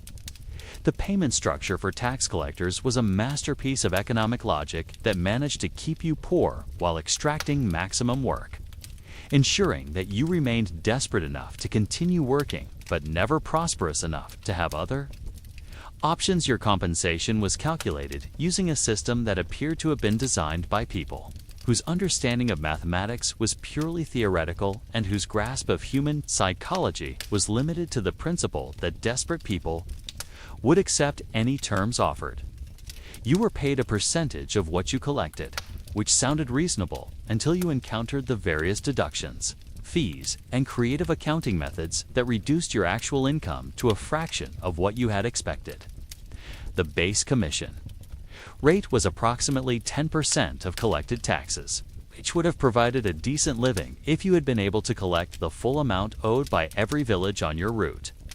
In practice, however, you were lucky to collect 50% of the theoretical tax obligation, and your commission was calculated based on actual collections rather than theoretical obligations. This meant that your income was directly tied to the impossible task of extracting money from people who didn't have any. But the 10% commission was only the beginning of your financial education. From this amount, you were required to pay various administrative fees that had been creatively developed by your supervisors to ensure that the Crown received maximum benefit from your labor. These fees included a licensing fee for the privilege of being a tax collector, a documentation fee for the ledger and forms you were required to use, and a supervision fee for the management services provided by officials like Master Geoffrey. Equipment costs were entirely your responsibility, including the purchase and maintenance of scales, ledgers, writing materials, and the various tools required for accurate tax assessment. These items were expensive, frequently damaged or destroyed during your work, and constantly in need of replacement. Your leather satchel, essential for carrying coins and documents, cost more than a week's income and lasted approximately 6 months before needing replacement. Travel expenses consumed another significant portion of your earnings. You were required to pay for your own accommodations, meals, and transportation between villages. Given that tax collectors were charged premium rates by innkeepers who viewed them as either profitable suckers or necessary evils, your lodging costs often exceeded your daily earnings. This created a situation where successful collection efforts were immediately consumed by the expenses incurred in achieving them. The timing of payments created additional financial challenges. You were paid monthly based on collections from the previous month, but your expenses were daily and immediate. This meant that you were required to finance your own operations while waiting for reimbursement, creating cash flow problems that were exacerbated by your inability to obtain credit from merchants who considered tax collectors to be poor risks. Seasonal variations in collection success created periods of feast and famine that made financial planning impossible. Harvest time brought slightly higher collection rates as peasants had temporary access to cash from crop sales, but it also brought increased hostility as people realized that their entire harvest might be consumed by tax obligations. Winter brought nearly zero collections, but continued expenses, creating extended periods where your income fell below subsistence level. The accounting system used to calculate your compensation was designed to favor the crown rather than accuracy or fairness. Collections were credited to your account after various adjustments, corrections, and verifications that often resulted in payments being reduced or delayed. Disputed amounts were resolved in favor of the Treasury, and errors in record keeping were assumed to be your responsibility. Unless you could provide documentation that proved otherwise, bonuses were theoretically available for exceptional performance. But the criteria for exceptional performance were defined in ways that made them practically impossible to achieve. You could earn a bonus for collecting more than 100% of assessed taxes, a mathematical impossibility that suggested your supervisors either had a creative relationship with numbers or a dark sense of humor. Penalties were deducted from your compensation for various forms of failure, including uncollected taxes, incomplete documentation, and complaints from taxpayers about your conduct. These penalties were calculated generously and applied liberally, ensuring that any mistakes or circumstances beyond your control resulted in reduced income. The penalty system was designed to motivate better performance, but it actually functioned as a mechanism for reducing labor costs. The currency in which you were paid presented additional challenges. Medieval England's monetary system was complex, inconsistent, and subject to frequent debasement by monarchs who needed additional revenue. Coins varied in purity, weight, and legitimacy, and your ability to distinguish between good money and bad money determined whether your compensation retained its value or disappeared through currency fraud. Your expenses, meanwhile, were calculated in the most expensive forms of currency available. Landlords, merchants, and service providers insisted on payment in silver coins of verified purity, while your compensation often included copper coins, clipped silver, and various forms of credit that were worth less than their face value. This currency arbitrage ensured that your purchasing power was consistently lower than your nominal income. The tax burden imposed on your own income added insult to injury in ways that suggested the system was designed by people with a sophisticated understanding of irony. As a government employee, you were required to pay taxes on your earnings from tax collection, creating a situation where you were taxing yourself to fund the government that employed you to tax other people. The recursiveness of this arrangement was both mathematically elegant and practically devastating. Retirement planning for tax collectors was a purely theoretical exercise, because most practitioners of the profession died before reaching an age where retirement became relevant. No pension system existed for government employees. No savings plan was available for people with minimal disposable income, and no social safety net existed for aging workers whose physical capabilities had been destroyed by their careers. The economic reality of tax collection was that it was designed as a temporary position for desperate people rather than a sustainable career for professionals. The compensation structure ensured that tax collectors remained poor, desperate, and dependent on continued employment regardless of how successfully they performed their duties. This created a workforce that was motivated by desperation rather than ambition and controlled through economic dependency rather than professional loyalty. Your financial education as a tax collector taught You that the medieval economy was designed to benefit people who already had money while systematically extracting wealth from people who performed actual work. You were part of this extraction system, but you were also subject to it, creating a perfect example of how medieval economics managed to create exploitation at every level of society. The mathematical impossibility of your financial situation became clear after your first month of employment. Your expenses exceeded your income. Your income was dependent on factors beyond your control. And your expenses were determined by people who had no incentive to keep costs reasonable. You were trapped in an economic system that guaranteed failure while requiring continued participation. As you counted your meager earnings and calculated your mounting expenses, you began to understand why tax collectors developed the emotional resilience of people who had accepted that life was fundamentally unfair and that survival required embracing absurdity. You were being paid to impoverish other people while remaining impoverished yourself, creating a perfect circle of economic futility that would have been admirable if it weren't so depressing. The irony was complete. The person responsible for extracting wealth from the peasantry was living like a peasant himself, subject to the same economic pressures and financial desperation that he was supposed to be alleviating through the collection of taxes that funded a government that kept him poor. And tomorrow, you would wake up and continue this economically. Impossible job, because stopping would mean immediate destitution, while continuing meant gradual destitution with the illusion of income. Welcome to medieval economics, where everyone loses except the people who design the systems. The social consequences of becoming a medieval tax collector extended far beyond professional challenges and economic hardship into the complete destruction of your personal relationships and community connections. Tax collection was not just a job that people disliked. It was a profession that transformed you into a social pariah whose very existence was viewed as evidence of moral corruption and systemic oppression. Your family relationships were the first casualties of your new career. Parents who had once taken pride in your literacy and organizational abilities now refused to acknowledge your existence. Siblings who had grown up with you suddenly developed memory problems that prevented them from recognizing you in public.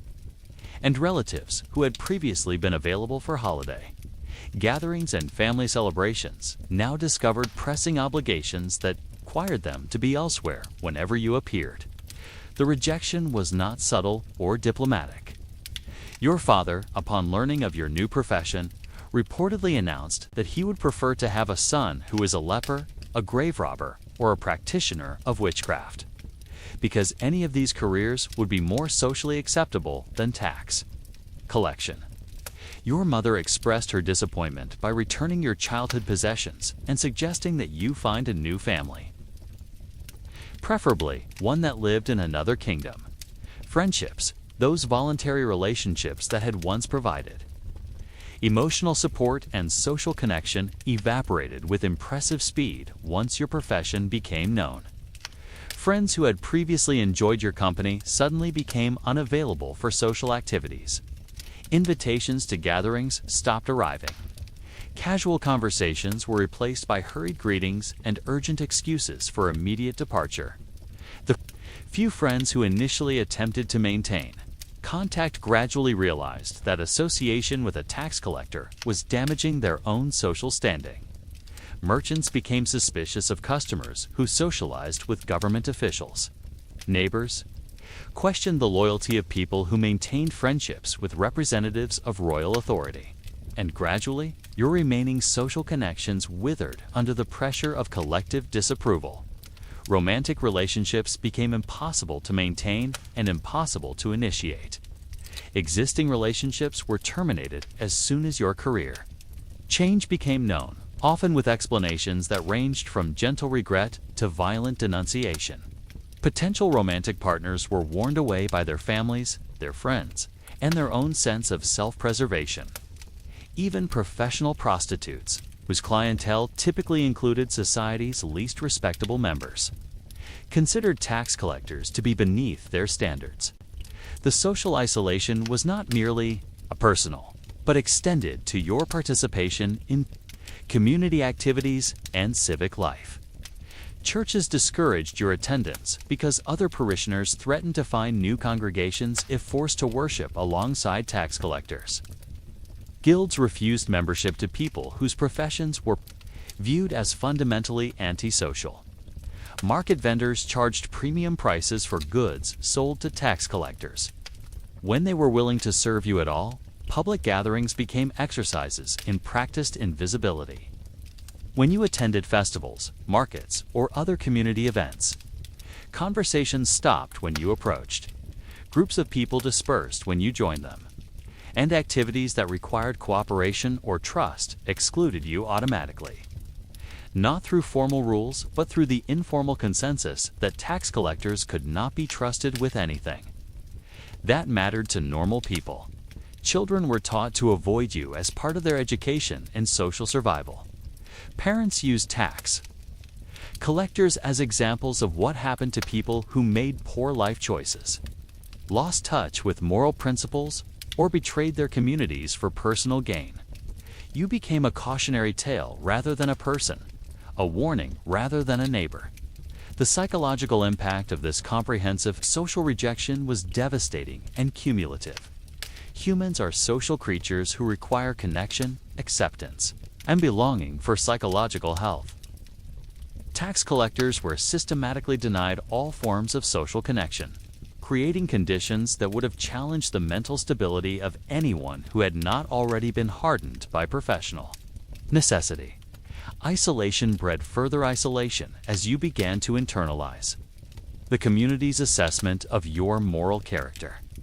If everyone you met treated you as a fundamentally untrustworthy person, you began to question whether they might be correct. If your own family rejected you, perhaps you had indeed become someone unworthy of love or respect. The external judgment became internal conviction, and the social rejection became self-rejection. Coping mechanisms developed by tax collectors to manage social isolation often made the problem worse.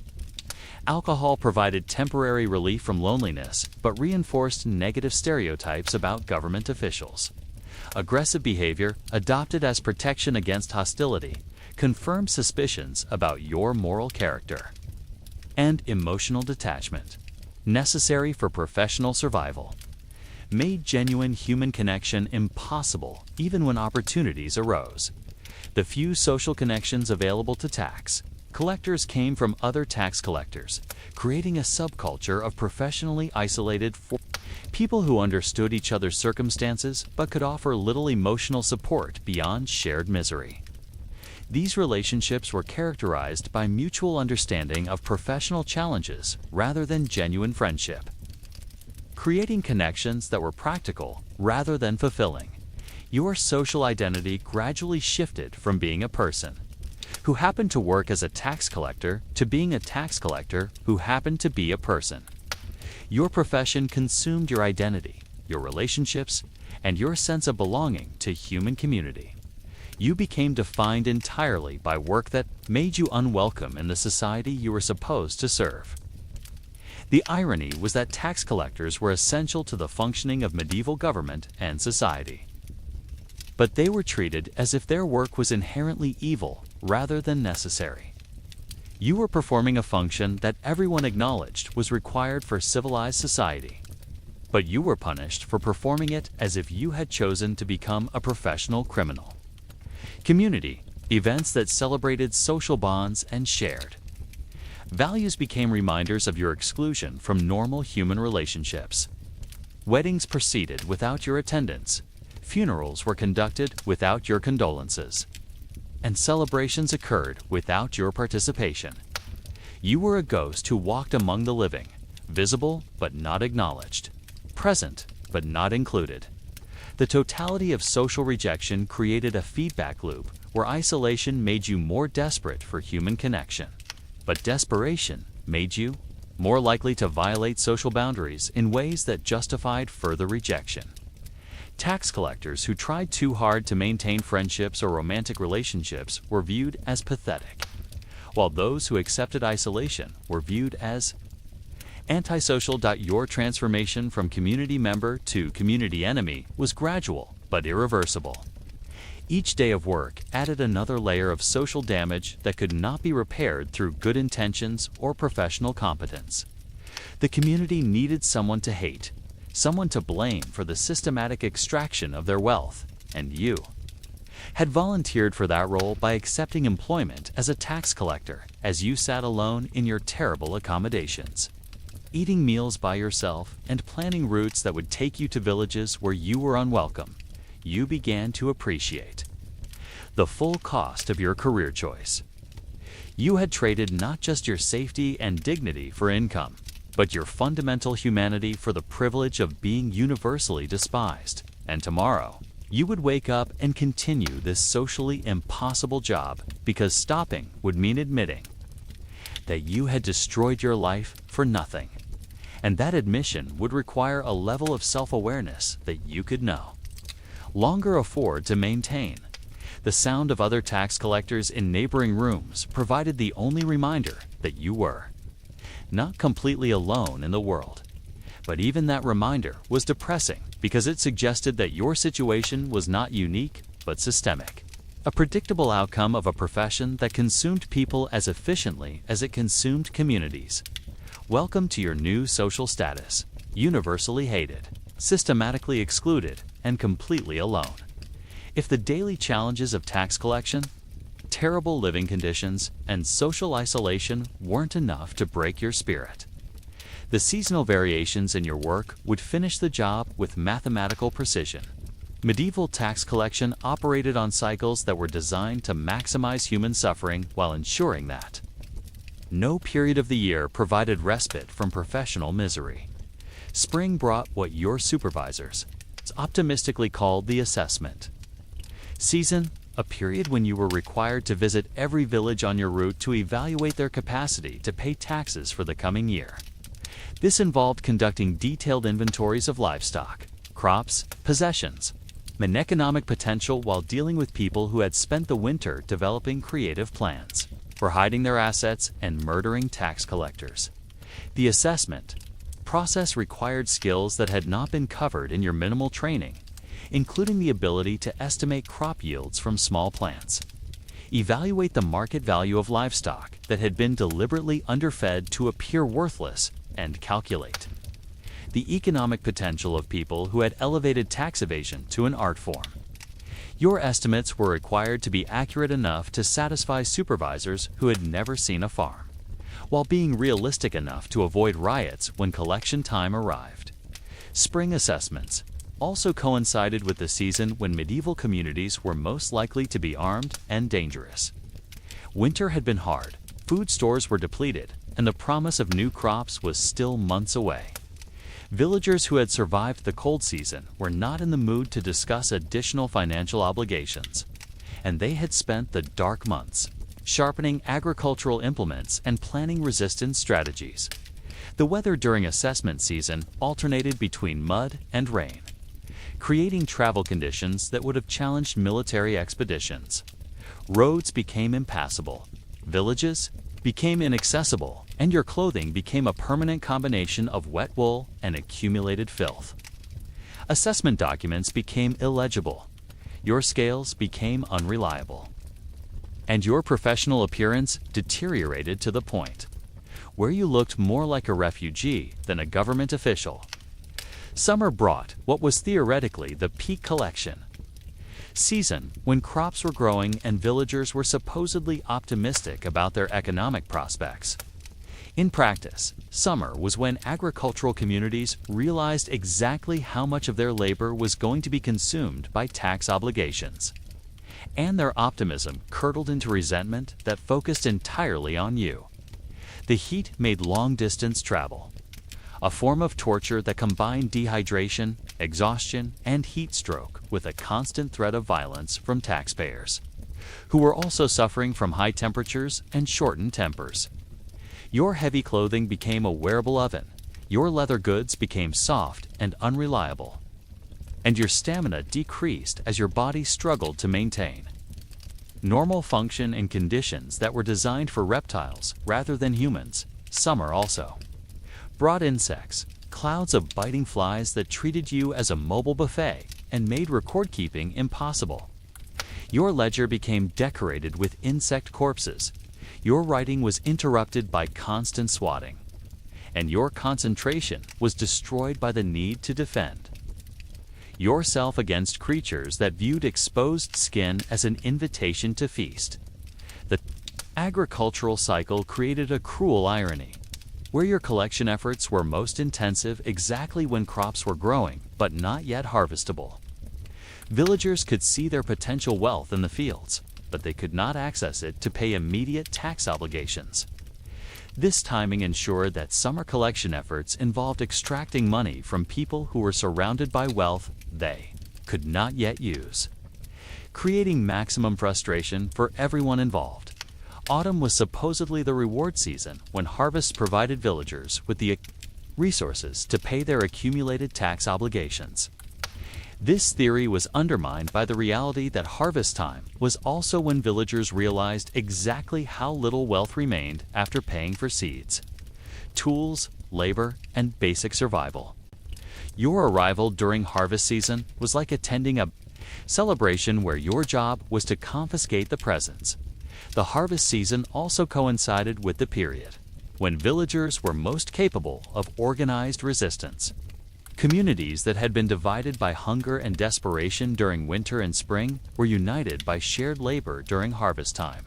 Your arrival at harvest festivals was met with group hostility that was both coordinated and creative in its expression. Weather during autumn created its own collection challenges. Early frosts destroyed crops that had been counted as assets for tax purposes. Excessive rain made roads impassable and rotted grain that was supposed to generate tax payments, and unexpected droughts reduced crop yields to levels that made tax collection mathematically impossible. Regardless of how creatively you interpreted your authority, winter was the season of despair, when tax collection became an exercise in extracting blood from stones that had already been bled dry.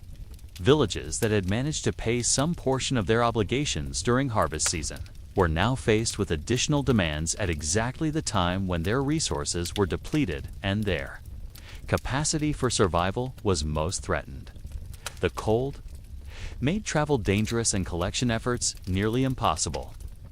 Villagers who might have been willing to negotiate during warmer months were now focused entirely on survival and viewed tax collectors as threats to their continued existence. Your arrival in winter villages was met with the kind of hostility typically reserved for natural disasters and enemy armies. Winter also created supply problems that made your work more difficult and dangerous. Roads became impassable, communication with supervisors became impossible, and your ability to document collection efforts was hampered by ink that froze, ledgers that became brittle, and fingers that lost dexterity due to cold exposure. The seasonal cycle created a year-long pattern where you were always arriving at the worst possible time for everyone involved. Spring found villagers recovering from winter hardship and unprepared for new financial obligations. Summer found them working desperately to ensure survival and resentful of any interference with agricultural labor. Autumn found them protective of harvest proceeds and suspicious of government demands. And winter found them focused entirely on survival and hostile to anyone who threatened their resources. Your own physical and mental health followed a seasonal pattern that mirrored the agricultural cycle, but focused on decline rather than renewal. Spring brought the hope that this year might be different, followed by the rapid realization that you were beginning another cycle of professional suffering. Summer brought exhaustion and heat-related health problems that accumulated throughout the season. Autumn brought the stress of trying to meet annual collection targets while dealing with increasingly hostile taxpayers. And winter brought depression, illness, and the growing certainty that you might not survive to see another spring. The seasonal variations in your work ensured that no period of the year provided respite from the challenges of tax collection. Each season brought its own unique forms of suffering, and the transitions between seasons created additional problems as you adjusted to new forms of misery. The annual cycle became a wheel of professional torture that turned constantly but never delivered you to a place where the work became manageable or rewarding. Your understanding of time began to change as you realized that the calendar was not a neutral measurement of duration, but a schedule of suffering that determined the specific ways you would be miserable during any given period. Seasons became associated not with natural beauty or agricultural rhythms, but with particular forms of professional challenge and physical discomfort. The cyclical nature of tax collection meant that you could never complete your work, never achieve final success, and never reach a point where you could rest and enjoy the fruits of your labor. Each completed collection cycle simply set up the beginning of the next cycle, creating a pattern that would continue until you died, quit, or were killed by someone who had decided that murder was preferable to paying taxes, as you prepared for another round of seasonal challenges. You began to appreciate why tax collectors aged rapidly and died young. The profession didn't just consume your time and energy. It consumed your future, your hope, and your capacity for imagining that life could be anything other than an endless cycle of professional misery, punctuated by brief periods of slightly different forms of professional misery. Welcome to the wheel of fiscal suffering, where every season brings new opportunities to discover creative forms of human misery in your increasingly rare moments of quiet reflection. Usually when you were too exhausted to sleep or too cold to lose consciousness, you began to contemplate the philosophical implications of your profession and what it revealed about the nature of medieval society, human moral reasoning, and your own psychological transformation under the pressure of systematic institutional corruption. Tax collection, you realized, was not merely a job, but a form of applied moral philosophy that tested fundamental assumptions about justice, authority, and human social organization. Every interaction with taxpayers raised questions about the legitimacy of power, the ethics of economic inequality, and the moral foundations of government that would have challenged medieval scholars if they had been forced to address them while dodging agricultural implements. The theoretical justification for taxation was based on concepts of royal authority, divine right, and social contract that sounded reasonable when discussed in academic settings, but became surreal when applied. Two situations where starving peasants were expected to fund royal feasts through the surrender of their last remaining possessions. You were the practical implementation of political theory, and the results suggested that either the theory was flawed or that implementation was impossible. Your daily work involved extracting resources from people who needed them to survive, in order to support people who already had more than they could use. This redistribution system operated in exactly the opposite direction from what any rational person might consider fair or necessary. But it was enforced through legal authority that claimed divine sanction and moral legitimacy. The moral education you received through tax collection was comprehensive and deeply disturbing. You learned that laws were designed to benefit people who wrote them rather than people who obeyed them.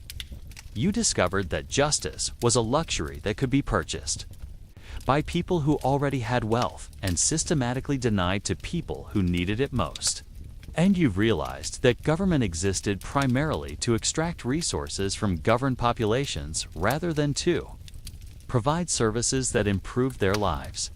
These philosophical insights were accompanied by psychological changes that altered your relationship with moral reasoning itself. The cognitive dissonance created by performing actions that you intellectually recognized as wrong while justifying them as professionally necessary gradually eroded your capacity for ethical judgment. You developed what could charitably be described as moral flexibility and uncharitably described as sociopathy.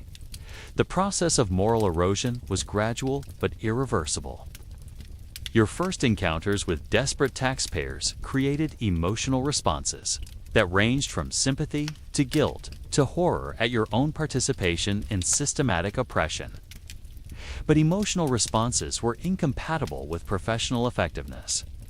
And you gradually learned to suppress empathy as a form of psychological self-defense. Rationalization became a survival skill as you developed increasingly creative explanations for why your work was necessary, justified, or beneficial to the people you were impoverishing.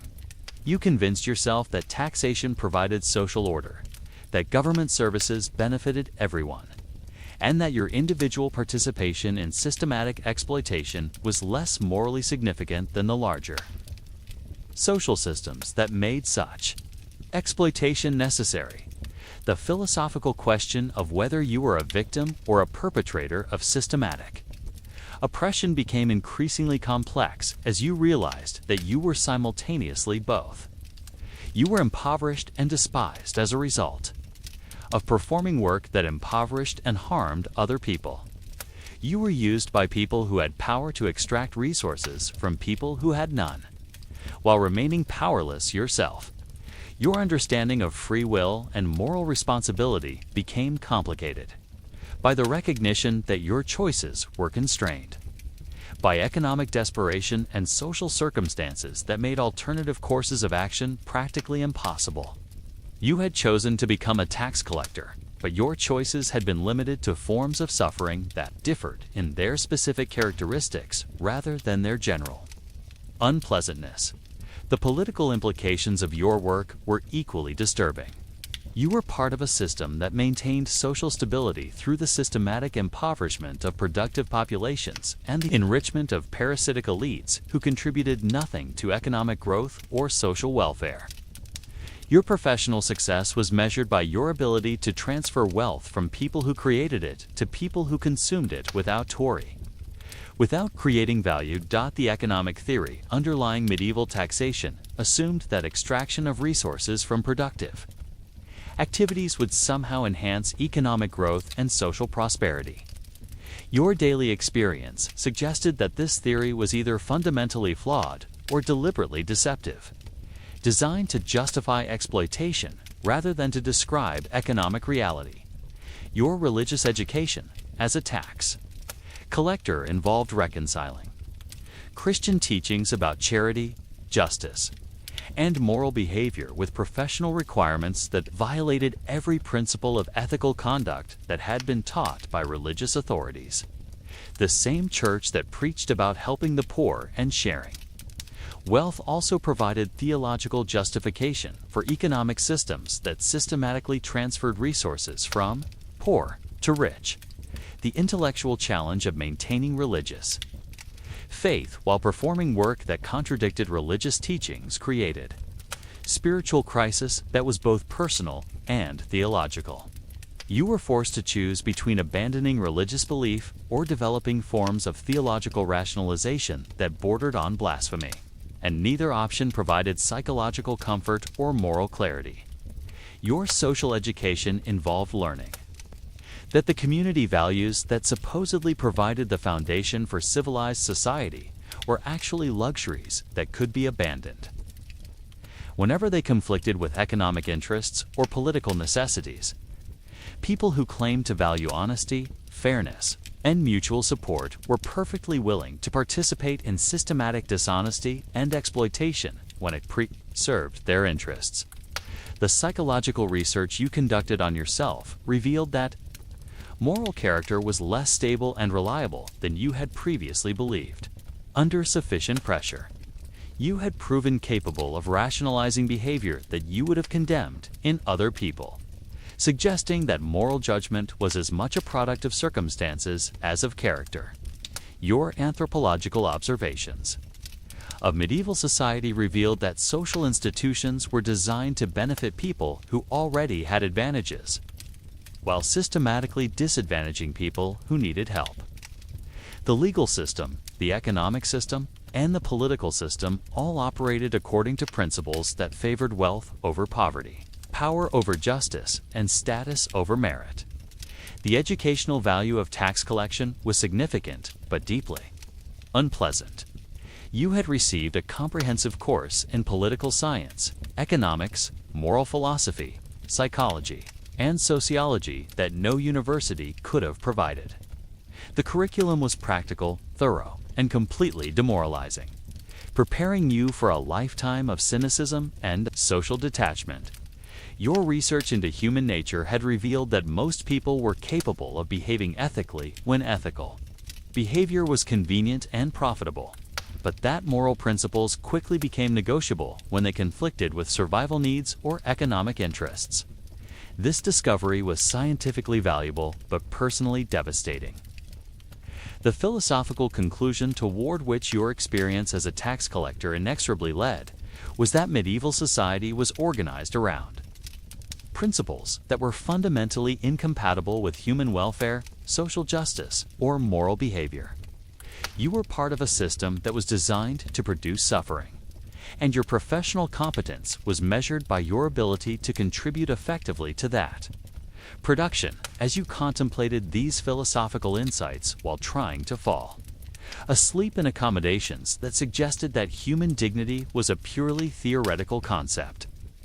You began to understand why tax collectors developed the emotional resilience of people who'd seen through the illusions that made normal social life tolerable. You had been educated in the true nature of political authority, economic relations, and social organization, and this education had destroyed your capacity for the kind of naive optimism that was necessary for mental health and social functioning. Welcome to the dark enlightenment that came with seeing society from the perspective of someone whose job was to make it function by destroying the people who supported it. As you approached what you gradually realized would be the end of your career as a medieval tax collector, either through death, disability, or psychological collapse, you began to consider the question of what constituted a successful conclusion to such a profession. This contemplation was made more urgent by the growing awareness that your physical and mental health were deteriorating at a rate that made long-term career planning and exercise inoptimistic. Fantasy, the concept of retirement in the modern sense, did not exist for medieval tax collectors, partly because most practitioners of the profession died before reaching an age where retirement became relevant, and partly because the economic structure of the job made financial planning impossible. Tax collectors did not accumulate wealth, build pension funds, or develop investment portfolios. They survived from day to day until they could no longer survive, at which point they disappeared from the profession and usually from life itself. Your options for concluding your career were limited and universally unappealing.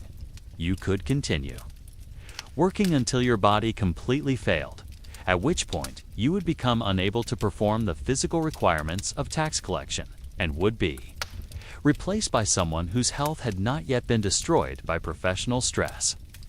This option had the advantage of maximizing your total lifetime earnings while minimizing the time you would spend in impoverished retirement.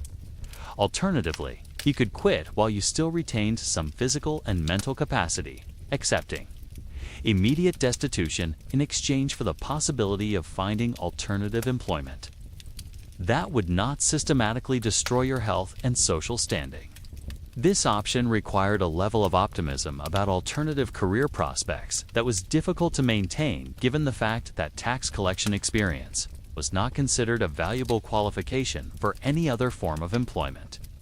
The third option was involuntary termination through death, disability, or violence, which was statistically the most likely outcome for people in your profession. This option had the advantage of solving all your problems simultaneously while requiring no decision-making or planning on your part. It was the path of least resistance and greatest statistical probability. Your consideration of these options was influenced by the gradual realization that you had become someone that you would not have recognized or approved of when you began this career. The moral compromises, psychological adaptations, and social isolation required for professional survival had transformed you into a person whose values, behavior, and emotional responses were fundamentally different from those of the person who had first accepted employment as a tax collector. The question of whether this transformation represented personal growth or personal destruction was complex and unsettling. You had certainly developed skills, knowledge, and emotional resilience that you had not previously possessed. You had learned to navigate complex social situations, to manage hostile confrontations, and to maintain professional effectiveness under conditions that would have broken your former self. But you had also lost capacities that you had once considered essential to your identity. You had lost the ability to form trusting relationships, to feel genuine empathy for suffering, and to believe in the fundamental goodness of human nature or social institutions. You had gained competence at the cost of humanity, and it was unclear whether this represented a favorable trade. Your legacy as a tax collector would be measured primarily by the amount of money you had extracted from people who could not afford to part with it, and by the efficiency with which you had contributed to a system that systematically impoverished productive populations for the benefit of parasitic elites. These accomplishments were significant from the perspective of your employers, but morally, it's questionable from any broader ethical standpoint. The people whose lives you had affected through your work would remember you, if at all, as a symbol of governmental oppression and economic exploitation. Your professional success had been achieved through the systematic creation of human suffering, and your efficiency had been measured by your ability to ignore the moral implications of your actions. Your personal relationships had been destroyed. By your profession, your social standing had been eliminated, and your psychological health had been compromised by years of moral compromise and emotional suppression. The cost of your career had been paid not just in physical health, but in all the aspects of human experience that made life meaningful and worthwhile. The financial rewards of tax collection had been insufficient to compensate for these losses, even if they had been substantial, which they had not been. You had sacrificed your humanity for the privilege of remaining poor while making other people poorer, creating a situation that was economically irrational. As well as morally questionable, your expertise in tax collection was a specialized form of knowledge that was valuable only within a system that was fundamentally unjust and economically destructive. You had become highly skilled at performing work that should not have existed and that benefited no one except people who were already wealthy enough to hire others to perform their exploitation for them. The possibility of using your experience to reform the system or to educate others about its problems was limited by the fact that criticism of taxation policies was considered treasonous, and that your insights into systematic oppression were not welcome in a society that depended on systematic oppression for its continued functioning. Your contemplation of mortality was made more immediate by the recognition that your life expectancy had been dramatically reduced by your professional activities. Tax collectors aged rapidly, died young, and left behind few mourners or positive memories. Your death would be noted primarily by supervisors who would need to find a replacement and by taxpayers who would celebrate the elimination of another governmental oppressor. The meaning of your life would be determined primarily by your participation in a system that extracted resources from people who needed them to support people who already had more than they could use. This was not the kind of meaning that provided comfort during contemplation of mortality or thus suggested your existence had contributed positively to human welfare. Your understanding of success had been fundamentally altered by your experience as a tax collector.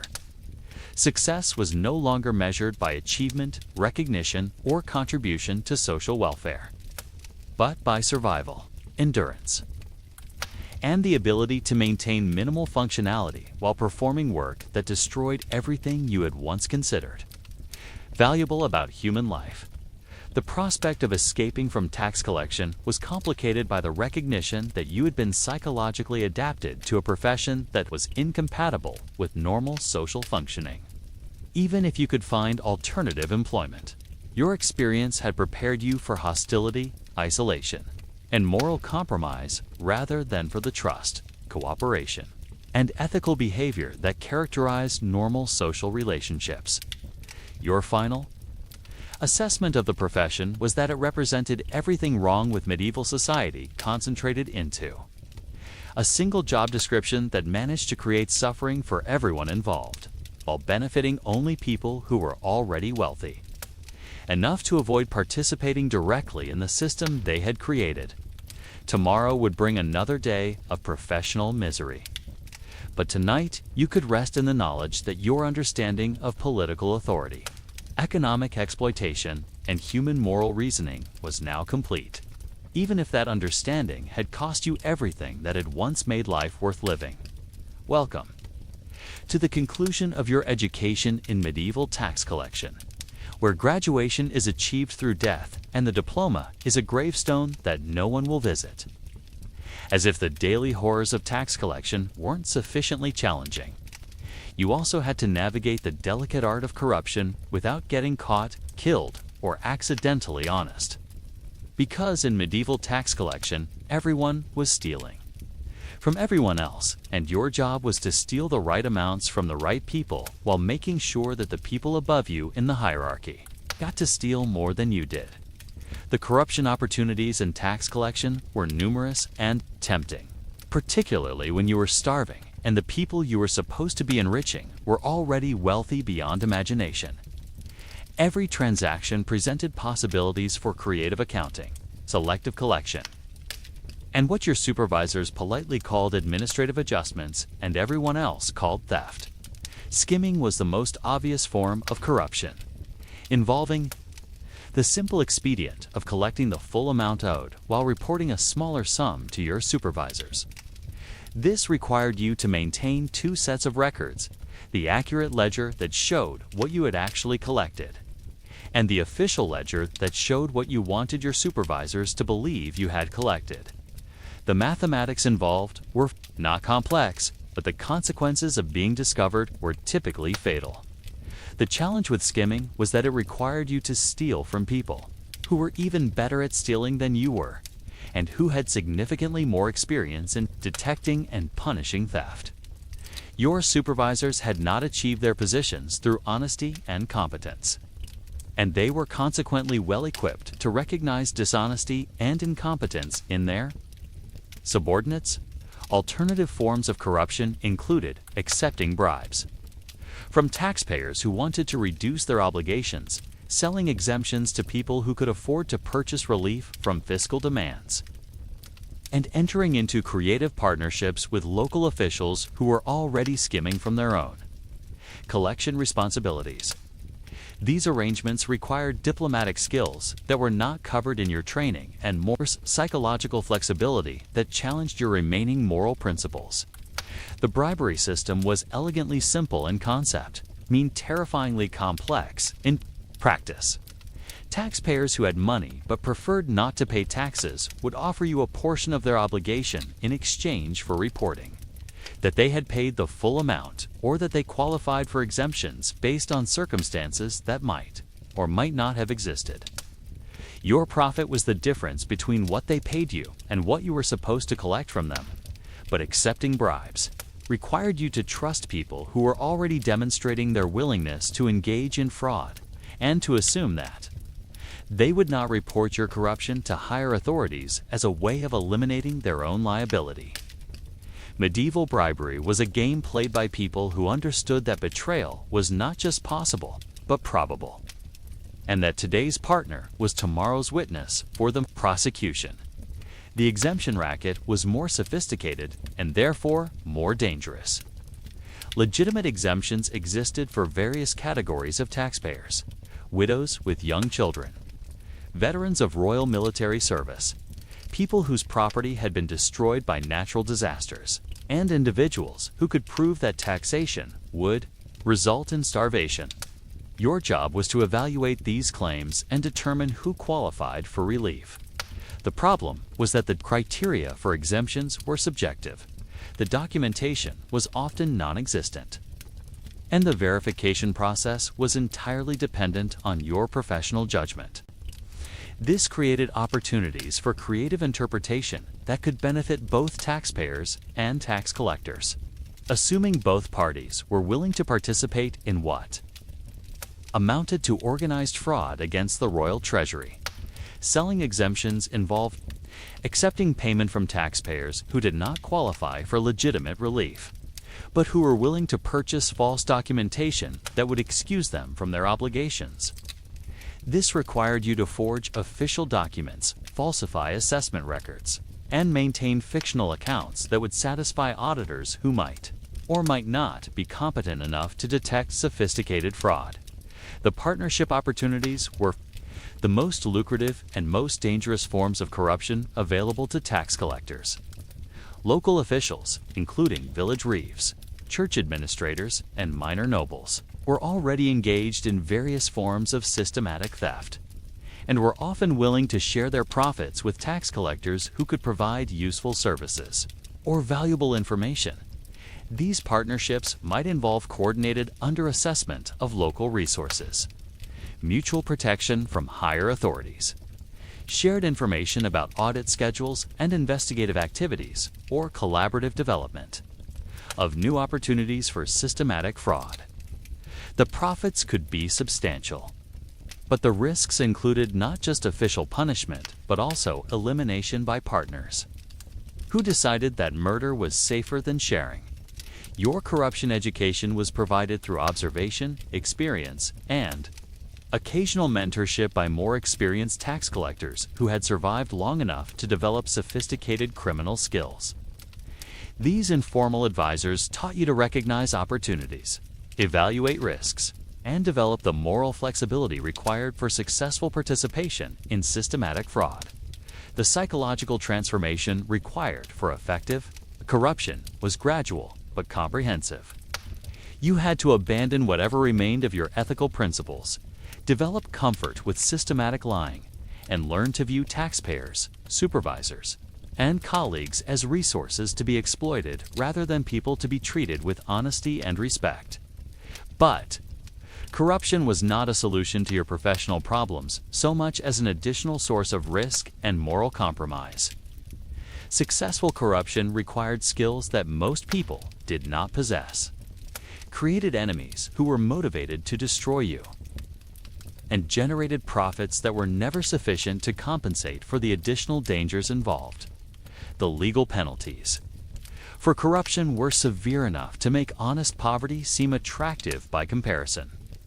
Tax collectors who were caught stealing faced public execution, confiscation of all assets, and the kind of creative punishment that was designed to serve as entertainment for spectators and deterrent for future criminals. The Crown took fisca, fraud, seriously, partly because it threatened royal revenue and partly because it undermined the authority of governmental institutions. But perhaps more dangerous than legal punishment was the unofficial justice, administered by people who discovered that they had been cheated by tax collectors.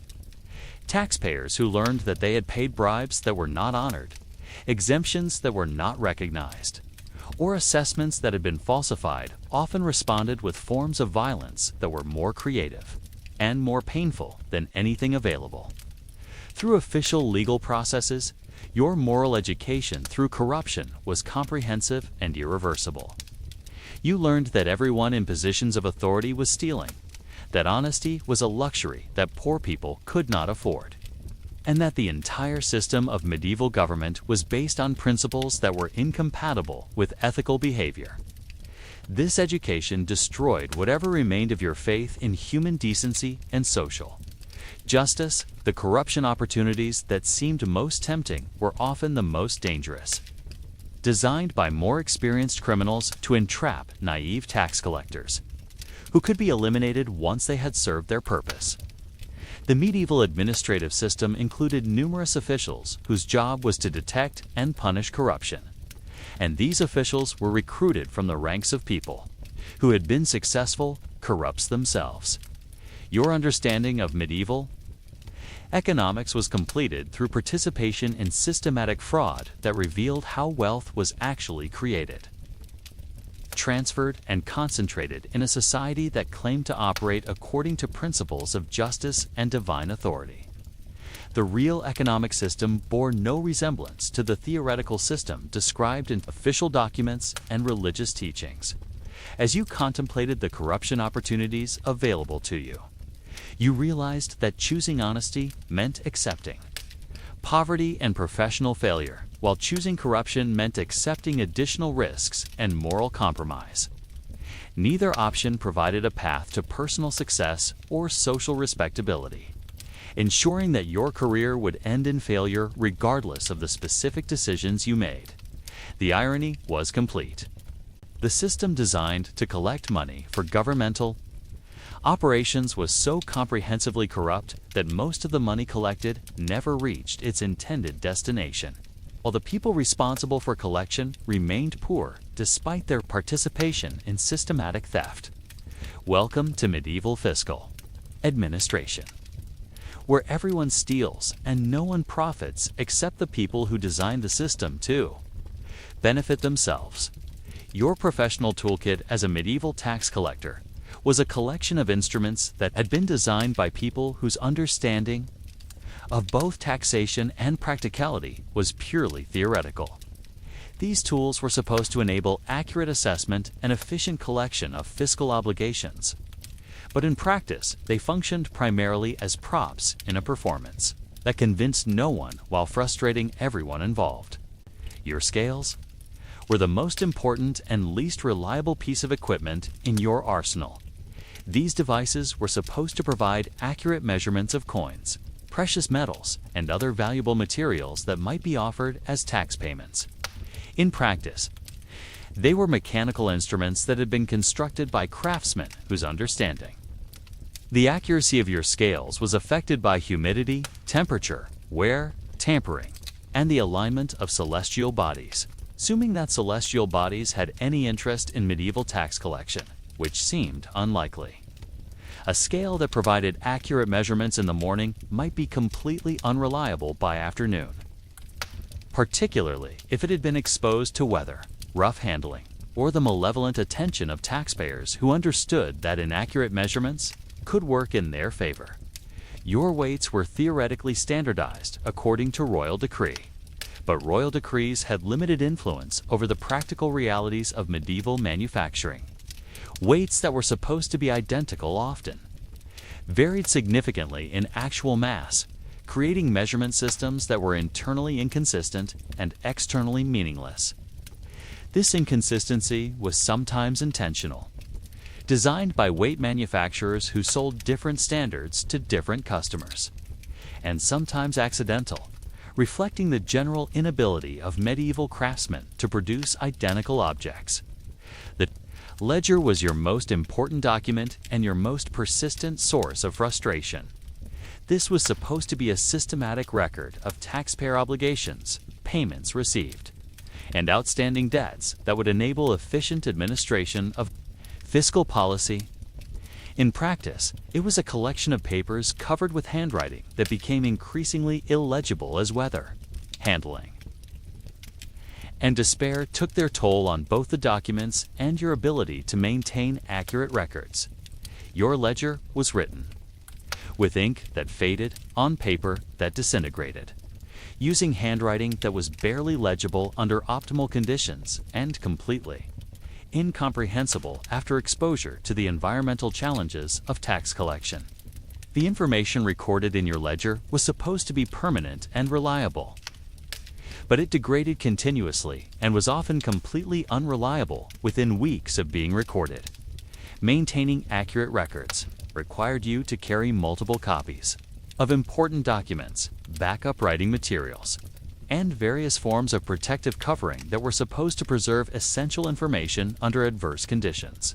This equipment was heavy, bulky, and generally ineffective, ensuring that your mobility was reduced while your record keeping remained unreliable.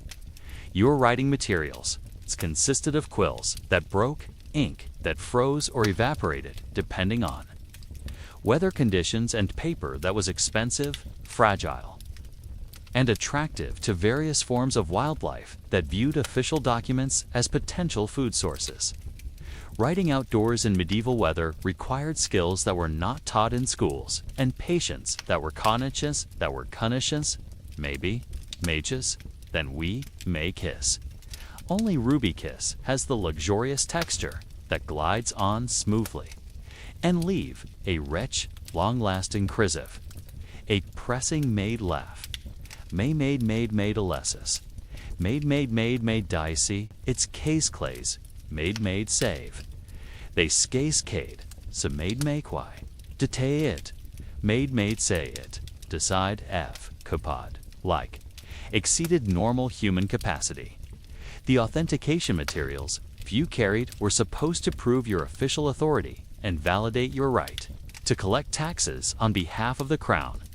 These included royal seals, official documents, and various forms of identification that were designed to be impossible to forge. In practice, they were crude reproductions that could be duplicated by anyone with basic artistic skills and access to materials that were readily available in most medieval markets. Your sample coins were supposed to enable you to verify the authenticity and value of payments offered by taxpayers, but medieval currency was so diverse and unreliable that expert numismatists could not always distinguish between genuine and counterfeit coins. Your ability to detect currency fraud was limited by your lack of training, inadequate equipment, and the sophisticated techniques employed by counterfeiters who understood currency better than most. Government officials, the mathematical tools required for tax calculation included counting systems that were based on principles that had been developed by people whose understanding of numbers was largely theoretical. Medieval mathematics was not standardized, not systematic, and not particularly reliable for practical applications like financial calculation. Your ability to perform accurate tax assessments was limited by computational methods that would have challenged professional mathematicians. Your protective equipment consisted of whatever weapons you could afford to purchase and carry while maintaining the fiction that you were a peaceful government official rather than an armed revenue agent. The balance between appearing non-threatening and maintaining the ability to defend yourself was delicate and usually unsuccessful, resulting in equipment selections that satisfied no one while providing little practical protection. The storage and transportation systems for your equipment were designed according to principles that prioritized cost over functionality. Your leather satchel was supposed to protect valuable documents and delicate instruments, while remaining portable enough for long-distance travel. In practice, it was a collection of animal skins sewn together by people whose understanding of both sewing and animal anatomy was purely theoretical. Weather protection for your equipment was limited to covering materials that were supposed to keep important documents dry while allowing access for regular use.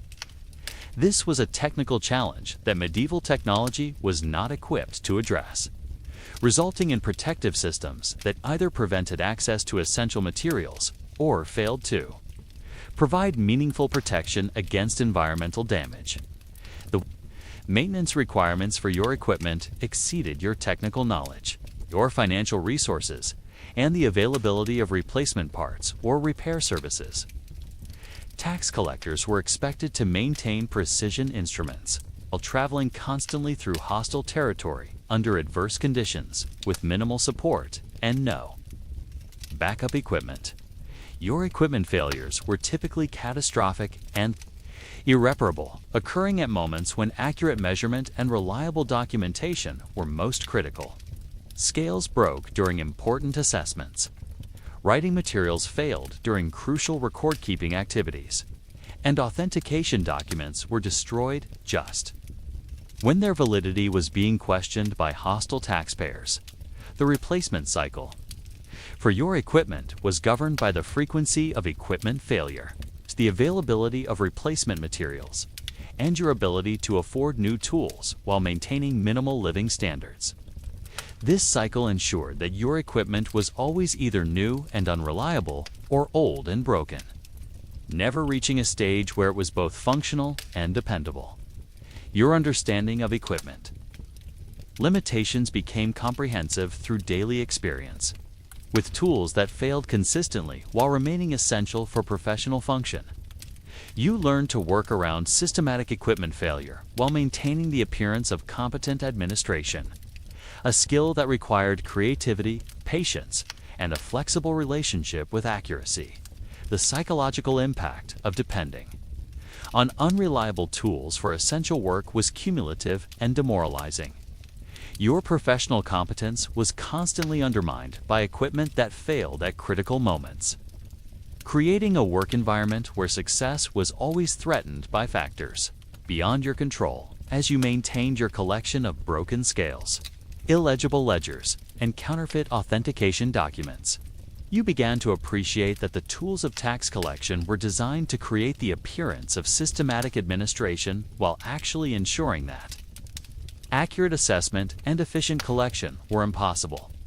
This was not accidental incompetence, but deliberate design, reflecting a system that benefited from confusion, inefficiency, and the kind of systematic dysfunction that prevented anyone from understanding how much money was actually being collected or where it was ultimately being spent. Welcome to medieval administrative technology, where the tools of the trade were designed to ensure that the trade was impossible to perform competently. By now, you've endured the daily beatings, survived the accommodation horrors, navigated corruption, and wrestled with equipment that was designed by people who had clearly never used it. You've been transformed from whatever you once were into a professional pariah whose existence serves as a warning to others about the consequences of poor life choices. But the question remains, what exactly did you accomplish through all this? Suffering? The short answer is absolutely nothing beneficial for anyone involved. Your contribution to the royal treasury was minimal, inconsistent, and often entirely fictional. The amounts you collected represented a tiny fraction of what was theoretically owed. And even that fraction was reduced by the various forms of corruption, administrative costs, and creative accounting that characterized medieval fiscal administration. The crown would have been financially better off if they had simply eliminated tax collection entirely and funded government through less systematic forms of theft. Your impact on the tax-paying population was comprehensively negative.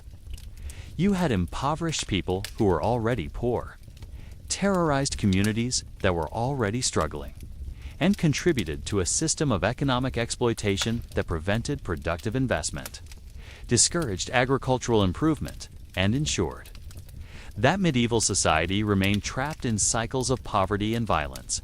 The taxpayers you had encountered during your career were uniformly worse off as a result of your professional activities.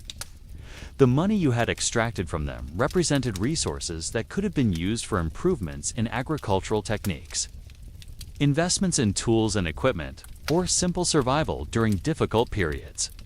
Instead, these resources had been transferred to distant officials who used them for purposes that provided no. Your administrative contribution was equally pointless.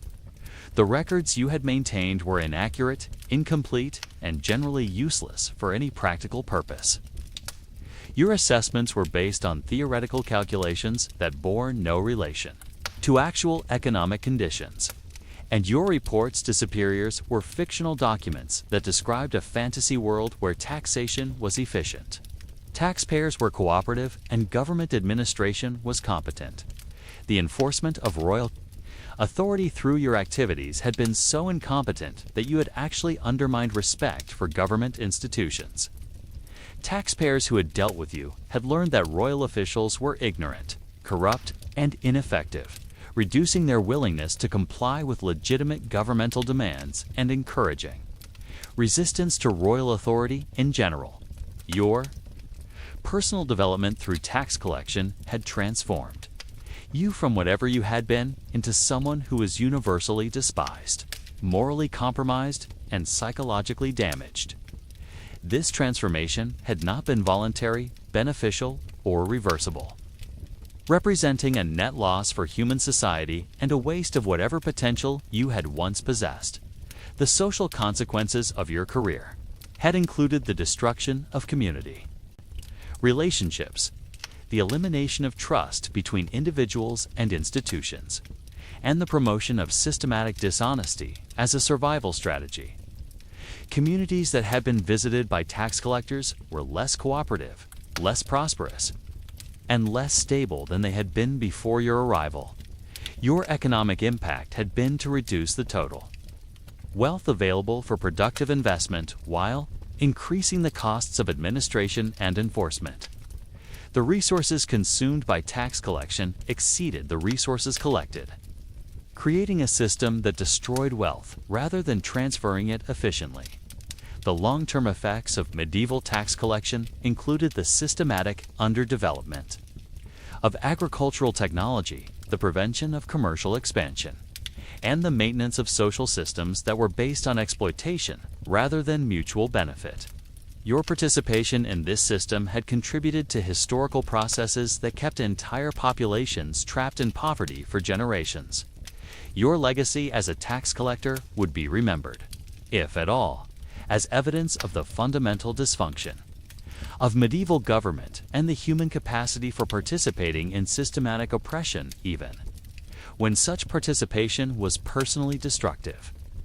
Future historians studying your era would cite tax collection as an example of institutional failure and social pathology. The knowledge you had gained through your professional experience was accurate, but useless. You had learned that government institutions were corrupt, that social systems were designed to benefit parasitic elites, and that most human beings were capable of extraordinary cruelty when their survival was threatened. This knowledge was depressing, demoralizing, and provided no practical guidance for improving social conditions or personal circumstances. Your survival skills had been highly developed, but narrowly specialized for conditions that should not have existed. You had become expert at navigating systematic hostility, managing chronic stress, and functioning effectively while being universally despised. These skills were valuable only in situations that were fundamentally pathological, and that should have been eliminated rather than adapted to. The philosophical insights you had developed were profound but bitter. You had learned that justice was rare, that power was typically used for oppression rather than protection, and that social institutions were designed to serve people who already had advantages while systematically disadvantaging people who needed help. These insights were accurate but not uplifting. Your contribution to human knowledge consisted primarily of demonstrating that it was possible for intelligent people to participate in systematic evil while convincing themselves that they were performing necessary work. This demonstration was scientifically valuable but morally horrifying, providing evidence about human psychology that was better left undiscovered. As you contemplated the totality of your career as a medieval tax collector, you realized that you had spent years of your life performing work that benefited no one, harmed everyone it touched, and contributed to social systems that were fundamentally destructive of human welfare. This realization was both accurate and devastating, eliminating any possibility of viewing your professional experience as meaningful or worthwhile. The final assessment of your career was that it had been a comprehensive waste of human potential, that had converted whatever positive qualities you had once possessed into negative social force that made the world worse through your participation in systematic oppression. This assessment was harsh but fair, reflecting the reality that some professions were so fundamentally corrupt they could not be performed ethically regardless of the intentions or character of the people who performed them. Your story serves as a cautionary tale about the consequences of accepting employment in institutions that were designed to exploit vulnerable populations for the benefit of powerful elites. The lesson is clear. Some jobs are so corrupting that they destroy the people who perform them while contributing nothing positive to human society. Welcome to the end of your career as a medieval tax collector, where the only victory is survival. And the only reward is the knowledge that you will never have to do this work again, unless, of course, you died doing it, which was statistically the most likely outcome. So there you have it. Your day as a medieval tax collector, a masterclass in human misery. institutional dysfunction, and the creative ways societies can devise to make everyone involved absolutely miserable while accomplishing nothing useful whatsoever. You started the morning with simple goals. Collect some taxes, maintain some records, represent some authority. You're ending it as a professional pariah whose existence serves as proof that medieval government was designed by people who had confused bureaucracy with torture and administration with systematic oppression. You've learned that being universally hated is exhausting, that poverty wages don't improve when you're risking your life to earn them, and that survival sometimes requires abandoning every moral principle you once thought was important. You've discovered that corruption is mandatory, honesty is suicidal, and competence is punished while incompetence is rewarded as long as it's the right kind of incompetence. Your equipment doesn't work. Your supervisors don't understand reality, and your taxpayers are plotting to murder you with agricultural implements. Your living conditions would shame a medieval prisoner. Your social status is lower than a leper's, and your career prospects include death, disability, or psychological collapse, assuming you're lucky enough to have choices. You've contributed nothing positive to royal revenues, medieval society, or human civilization. You've impoverished people who were already poor, terrorized communities that were already struggling, and participated in systematic exploitation that made everyone involved worse off except the people who designed the system to benefit themselves. But hey, at least you learned something about medieval economics, human psychology, and the creative ways that social institutions can be designed to produce maximum suffering while maintaining the fiction that they serve legitimate purposes. Your story is a perfect example of how medieval society managed to create suffering at every level of the hierarchy while convincing everyone involved that their participation was necessary, inevitable, and morally justified. You are neither the villain nor the victim of this system, but rather its product. Proof that institutions can corrupt even well-intentioned people when those institutions are fundamentally designed to reward evil and punish good. The medieval tax collector represents everything wrong with systems of government that are designed to extract resources from productive populations for the benefit of parasitic elites. Your profession existed not because it served any useful social function, but because it enabled systematic theft while maintaining the legal fiction that such theft was legitimate. Governmental activity. Your experience demonstrates that some jobs are so corrupting that they cannot be performed ethically, so pointless that they waste human potential, and so destructive that they make society worse through their very existence. Tax collection was not a necessary evil, but an unnecessary one. An institutional pathology that persisted because it benefited people who had the power to maintain institutions regardless of their social utility. Modern tax collectors, before they get too comfortable, might want to remember that their medieval predecessors were just as convinced that their work was necessary and legitimate as any government employee today. The methods have changed, the technology has improved, and the violence has been largely bureaucratized, but the fundamental dynamics remain the same.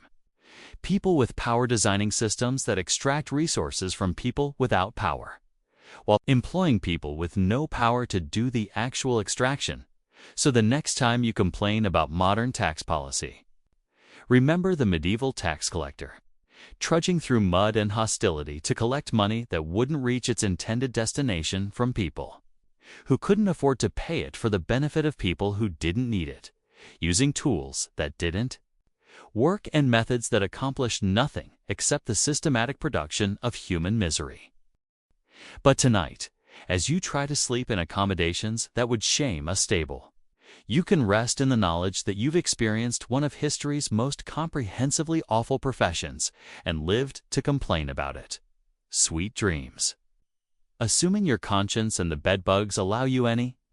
Welcome to medieval tax collection, where everyone loses and the points don't matter because the people keeping score are too corrupt to add correctly anyway.